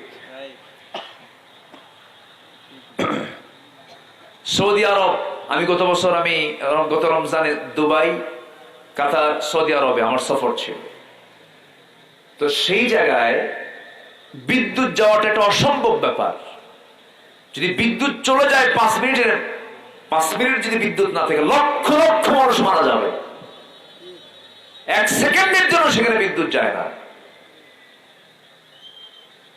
আমার দেশ আমরা স্মার্ট করে ফেলেছি, স্মার্ট, ওভার ডিজিটাল। যায় বিদ্যুৎ কিন্তু আসে না, ঠিক আছে না? যায় বিদ্যুৎ কিন্তু আসে না। শোনেন, হায়া যদি কারো না থাকে, মানে হাঁস যখন পানিতে ডুব দেয়, হাঁস ভাবে আমার কেউ দেখে না, কিন্তু ওর যে পাছা যে উপরের দিকে আছে ও তো টের পায় না। কি ঠিক কিনা বলেন? ও যে উলঙ্গ, হাঁস তো বোঝে না। সম্মানিত ভাইরা, আকলমন্দ ইশারা বাসাত, আল্লাহ তাআলা সবাইকে বোঝার তৌফিক দান করুন। জোরে বলি আল্লাহুম্মা আমিন। যারা দেশের টাকা বাইরে পাচার করে তারা কোনদিন দেশের বন্ধু হতে পারে না, ঠিক কিনা বলেন? চুরি কর, দেশে চুরি করে খা, ঠিক কিনা? 17টা বৈশিষ্ট্য আমরা শুনে যাব আজকে একটা একটা করে। জোরে বলি ইনশাআল্লাহ। প্রয়োজনে ফজর হোক, রাজি আছেন তো সবাই? সবাই থাকবেন ফজর পর্যন্ত, আমি চলে যাব। আলহামদুলিল্লাহ, এত সুন্দর মানুষ আপনারা। শ্রোতার মধ্যে কিছু ক্লাস থাকে। এই যে শ্রোতাগুলো এখন বসে আছে না, এটা হচ্ছে অরিজিন শ্রোতা। এই শ্রোতাগুলো নড়াচড়া হবে না। বলি আলহামদুলিল্লাহ। ক্লাসের সব ছাত্র কি ফার্স্ট হয়? হ্যাঁ, লাস্ট আছে না নাই? সবাই কি স্ট্যান্ড করে? তো মাহফিলের সব শ্রোতা কি এক মানের হয়? যে শ্রোতাগুলো আছে এটা হচ্ছে মানের শ্রোতা। বলি আলহামদুলিল্লাহ। জি, একটু বসেন, সময় দেন। শ্রোতা যে কত প্রকার। ওয়াজ শেষে ওই চার দোকানে বসে বলে, হুজুরের যে সুর দেখলাম কিন্তু টানটা শেষ ফিনিশিং হলো না। মানে এক একজন এক একটা পরামর্শ করে, কেন আজকে হুজুর আগের মতো করতে পারে নাই। মানে তার যে আলোচনা, যে আমলের নিয়ত নাই, এটাই তার বড় প্রমাণ। যারা আলোচনা শুনতে আর সেইগুলো নিয়ত থাকা উচিত নয়। নিয়ত থাকতে হবে কি শুনলাম, কি আমল করলাম। আল্লাহু আকবার। আমরা আমলের নিয়তে শুনবো। জোরে বলি ইনশাআল্লাহ। নাম্বার 2, যারা আল্লাহ নিবেদিত যারা বান্দা, তারা কি মূর্খদের সঙ্গে তর্ক বিতর্ক করে? শুধু সালাম দেয়, বিদায় হয়ে যায়। ওদের তর্ক করার সময় নাই। নাম্বার 3 হলো আল্লাহর পছন্দের বান্দারা। সব বান্দা যখন ঘুমের সাগরে হাবুডুবু খায়, আল্লাহর পছন্দের বান্দাগুলো নামাজে দাঁড়ায়, সিজদায় পড়ে পড়ে কান্দে বাচ্চার মতো করে, ডুকরে ডুকরে কান্দে আর বলে, আল্লাহ জীবনে যত গুনাহগুলো করেছে আমারে মাফ করে দাও। আল্লাহ বলেন, বান্দারে 7 সমুদ্রের পানি দিয়া জাহান্নাম কখনো তুই নিভাতে পারবি না, কিন্তু বান্দা তুই আমার ভয়ে 1 ফোঁটা চোখের পানি নিভিয়ে দিতে পারিস, এই 1 ফোঁটা পানি যদি ফেলতে পারিস, 1 ফোঁটা পানি দিয়া 7 সমুদ্রের পানি দিয়ে যা নিববে না, জাহান্নামের আগুনকে আমি আল্লাহ রাব্বুল আলামিন 1 ফোঁটা পানি দিয়ে নিভায়ে দেব। এই চোখ দিয়েছেন কে? চোখের মধ্যে পানি দিয়েছেন কে? কান্না দিয়েছেন কে? কাঁদতে যখন হবে কাঁদবো আমরা কার কাছে? আসতে বলুন না, কার কাছে? দুনিয়ার কারো কাছে কাঁদবেন আপনি, কিছুই পাবেন না।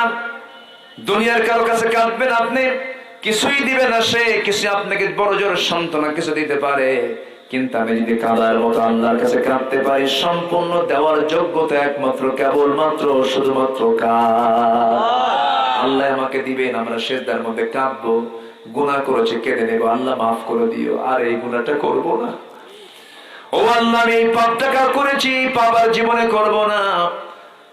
আমার নবীজি একদিন বয়ান করছিলেন, সাহাবায়ে কেরাম সামনে বসা, তিনি বলছিলেন, শোনো, বনি ইসরাইলের যুগে 3টা যুবক, রাসূল ঘটনাটা বর্ণনা করলেন। 3টা যুবক তারা বাড়ি থেকে বের হলো কোন একটা উদ্দেশ্যে।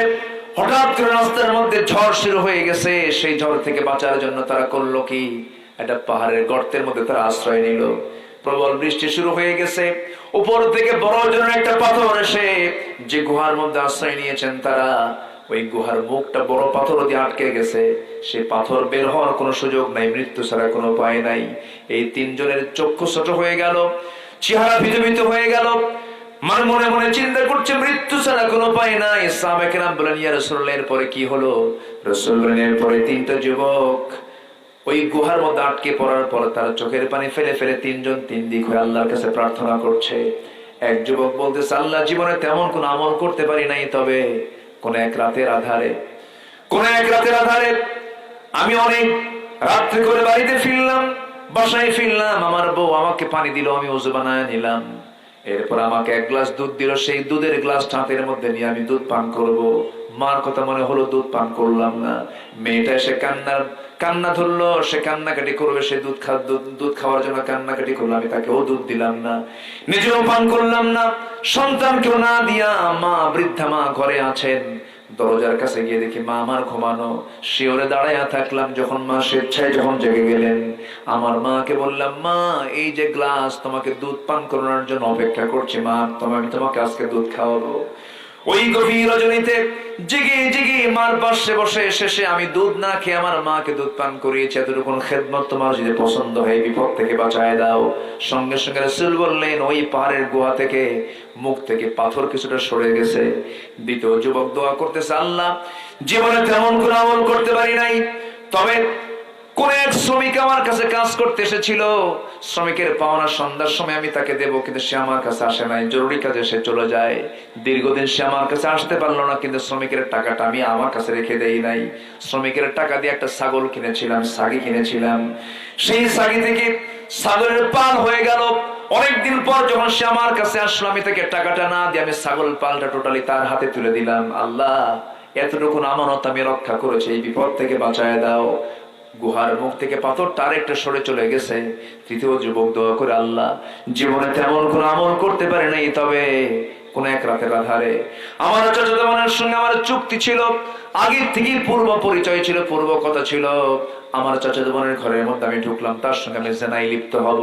আমি তার বুকের উপর উঠে গিয়ে বসে পড়েছি। এমন সময় আমার বোনটা আমাকে সতর্ক করে বলল, ভাই রে, যদিও আমরা দুজন জেনার দিকে যাচ্ছি, কেউ আমাদেরকে দেখবে না, কিন্তু দেখার জন্য সবচেয়ে বড় সাক্ষী কে?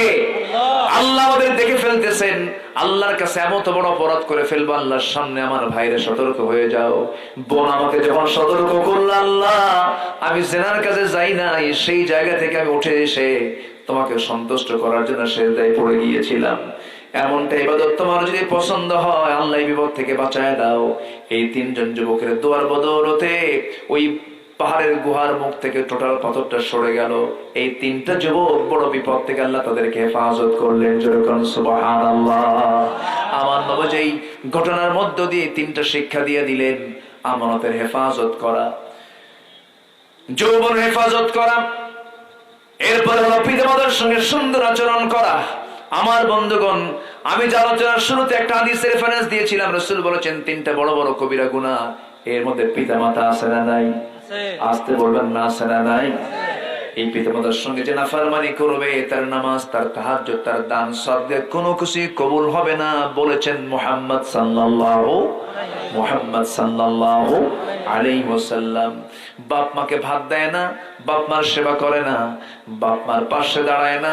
সুন্দর বাড়ি বানাইছে, সুন্দর ঘর বানাইছে, মেয়ের ঘর, ছেলের ঘর, মেহমানের ঘর, জামাইয়ের ঘর, সবার ঘর হয়, কিন্তু বাপ মার ঘরটা হয় না। বাপ মার জায়গা হয় সিঁড়ির তলে। আসতে কয় ঠিক কিনা? অথচ সবার আগে বরাদ্দ থাকার কথা, এক নাম্বার বরাদ্দ হবে কার জন্য? বাপ মার জন্য। ইয়াসআলুনাকা মাযা ইউনফিকুন কুল মা আনফাকতুম মিন খায়রিন ফালিল ওয়ালিদাইনি ওয়াল আকরাবিন। আপনার কামাই 10,000, সেখান থেকে আপনি ভাগ খরচ করবেন না কেন? আপনার 4টা ছেলে মেয়ে, খরচ তাদের জন্য বেশি হবে, কিন্তু আপনি আপনার খরচের 1 নাম্বার খাত বের করবেন সন্তানের, বইয়ের না বাপ মার? দেখেন আস্তে আস্তে কয়। একটা প্রশ্ন করব, মা বড় না বউ বড়?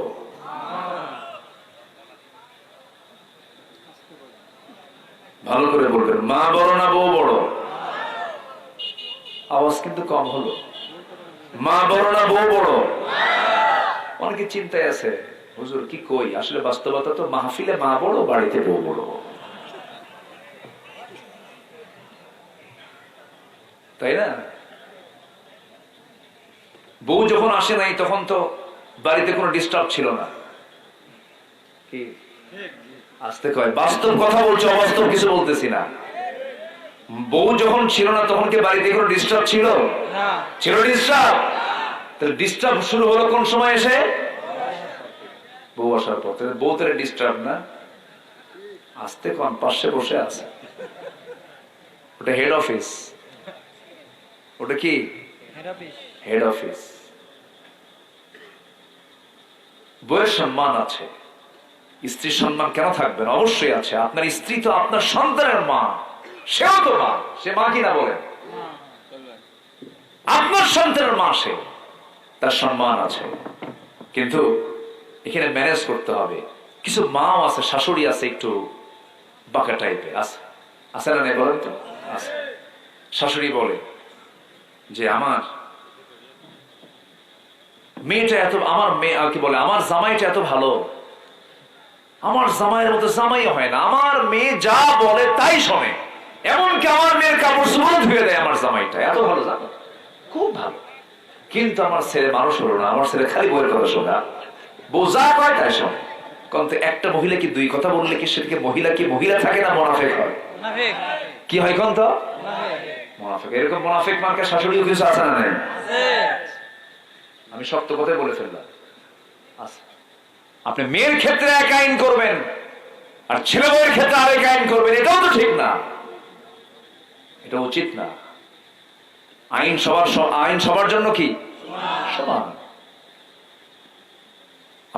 আপনাকে বুঝতে হবে, আপনার ছেলে বউ আপনার বাড়িতে আসছে, আপনি তাকে নিজের মেয়ের মতো মনে করেন। আপনার ছেলে বউকে আপনি নিজের মেয়ের মতো মনে করবেন, আপনার মেয়েকে অন্য বাড়িতে তারা নিজের মেয়ের মতো মনে করবে। এটাই বাস্তবতা, এটা মিলায় নিতে হবে। নিজের মা কখনো নিজের মেয়ের দোষ বলে বেড়ায় না, বলে বেড়ায়, বরঞ্চ বাপ মা এমন জিনিস, সন্তানগুলো দোষ করলে আরো আড়াল করে না, কিচ্ছু করে নাই।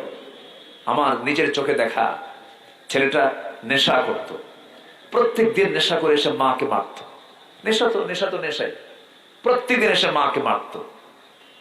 তখন ওই মাকে গিয়ে জিজ্ঞাসা করতাম আমি, আচ্ছা আপনার ছেলে যে এই যেরকম নেশা করে আপনাকে এসে মারে, আপনার কি মন খারাপ হয় না? কি বলছে মারে আমাকে? আমার ছেলে তো আমাকে মারে না, আমার ছেলে তো আমাকে মারে না, আমার ছেলে তো আমাকে মারে না। চোখে পানি তার। সন্তানের দোষ গোপন করে একমাত্র মা আর বাবা। আপনার বউ গোপন করে না, আপনার ভাই গোপন করে না। মার ভালোবাসা, বাবার ভালোবাসা, ভিন্ন ভালোবাসা, ভিন্ন মহাব্বত। যাদের মধ্যে কোনো ডিমান্ড নাই, কোনো চাহিদা নাই, তাদের চাহিদা একটাই, আমার সঙ্গে আমার সন্তান ভালো করে কথা বলুক, আমার সন্তান আমার সঙ্গে সুন্দর করে আচরণ করুক। আল্লাহু আকবার। আজকে শিক্ষার অভাবে, আজকে যদিও শিক্ষার হার বেড়েছে, কিন্তু বাপ মার সেবার হার বাড়ছে না কমছে? কেন কমছে? আসল শিক্ষার অভাব আছে না নাই? আসল শিক্ষা হলো কোরআনের শিক্ষা। সন্তানদেরকে আমরা কোরআনের শিক্ষা শিক্ষিত করবো, জোরে বলি ইনশাআল্লাহ। নাম্বার 4 হলো জাহান্নাম থেকে বাঁচার আকুতি করা। নাম্বার 5 হলো অপচয় না করা। নাম্বার 6 হলো মিতব্যয়ী হওয়া। নাম্বার 7 হলো আল্লাহ ব্যতীত কাউকে না ডাকা, কোন ভণ্ড মাজারে না যাওয়া, কোন কবরকে সেজদা না দেওয়া, কারো কাছে না চাওয়া। ওয়াল্লাযিনা লা ইয়াদউনা, যারা চায় না আল্লাহ ছাড়া কারো কাছে, সেই বান্দাকে আল্লাহ ভালোবাসেন। যদি আল্লাহ ছাড়া কারোর কাছে চায়, তার ঈমান আছে না গেছে? ঈমান চলে গেছে। এরপর হচ্ছে জিনা না করা, ওয়ালা ইয়াজনুন, জিনা না করা। এরপর হচ্ছে আল্লাহ তাআলা বলেছেন ইল্লা মান তাবা ওয়া আমানা ওয়া আমিলা সালিহান, যারা তওবা করবে, ঈমান আনবে। দেখেন ঈমান আনতে বলছেন হচ্ছে 11 নম্বর। কত নম্বরে? 11 নম্বর ঈমান আনতে বলছেন। এর আগে কত হুকুম দিচ্ছেন আল্লাহ তাআলা। এরপর নেক আমল যারা করবে, মিথ্যা সাক্ষী যারা দেবে না। মিথ্যা সাক্ষী তো আমার দেশে নাই, আছে। আসতে বলবেন না, আছে না নাই? সাক্ষীর নামই হলো মিথ্যুক। আমাদের সাক্ষীর নাম কি? মিথ্যুক। নাম্বার 14 হলো অনর্থক কথাকে যারা এড়িয়ে চলবে। নাম্বার 15 হলো অনর্থক কর্মকে যারা এড়িয়ে চলবে। নাম্বার 16 হলো নিজের পরিবার স্ত্রীর জন্য যারা দোয়া করে, রব্বানা হাব লানা মিন আজওয়াজিনা ওয়া যুররিয়াতিনা কুররাতা আয়ুন ওয়াজআলনা লিল মুত্তাকিনা ইমামা। নাম্বার 17 হলো যার মধ্যে ধৈর্য থাকবে আমি আল্লাহ তাআলা হাসনাত মুস্তাকাররা ওয়া মুকামা, আমি তাকে উত্তম জান্নাতের মেহমান বানায় নেব। জোরে বলুন সুবহানাল্লাহ। এই 17টা গুণ আমরা নিয়ে আসবো। হয়তো অনেকের মনে নাই এখন, এটা রেকর্ড আছে, শুনবেন। এই গুণগুলো আমরা নিয়ে আসবো। জোরে বলি ইনশাআল্লাহ। সবাই কি ফজর পড়বেন? ইনশাআল্লাহ। সবাই কি ফজর পড়বেন ইনশাআল্লাহ? ফজর কাজা হবে না তো? আল্লাহ কবুল করুন। জোরে বলি আমিন। যে যেখানে আছেন আমরা সবাই বসে পড়ি, নামাজের মতো করে বসি। সবাই বলে সুবহানাকা আল্লাহুম্মা সুবহানাকাল্লাহুম্মা ওয়া বিহামদিকা আশহাদু আল্লা ইলাহা ইল্লা আনতা আস্তাগফিরুকা ওয়া আতুবু ইলাইকা। চিৎকার মেরে বলি ইয়া আল্লাহ, আমার জীবনে সাগীরা কবীরা, ছোট বড় সব গুনাহ তুমি আল্লাহ মাফ করে দাও, মাফ করে দাও, মাফ করে দাও। জোরে বলুন ইয়া রাব্বাল আলামিন। নামাজের মতো করে আমরা সবাই বসি, আমরা আল্লাহর কাছে চাইবো। একটু বসেন, অনেক রাত হয়েছে, আমরা ফজর পড়বো বাড়িতে গিয়ে। জোরে বলি ইনশাআল্লাহ। আমার মা বোন যারা আসছেন, 14 নারী 14 পুরুষ ছাড়া কোন পুরুষের সঙ্গে দেখা করবেন না, কথা বলবেন না, প্রয়োজনীয় কথা ছাড়া। কজন পুরুষ? 14। যাদের সঙ্গে বিয়ে হারাম, বাবা, ভাই, জামাই, ভাতিজা, ভাগিনা,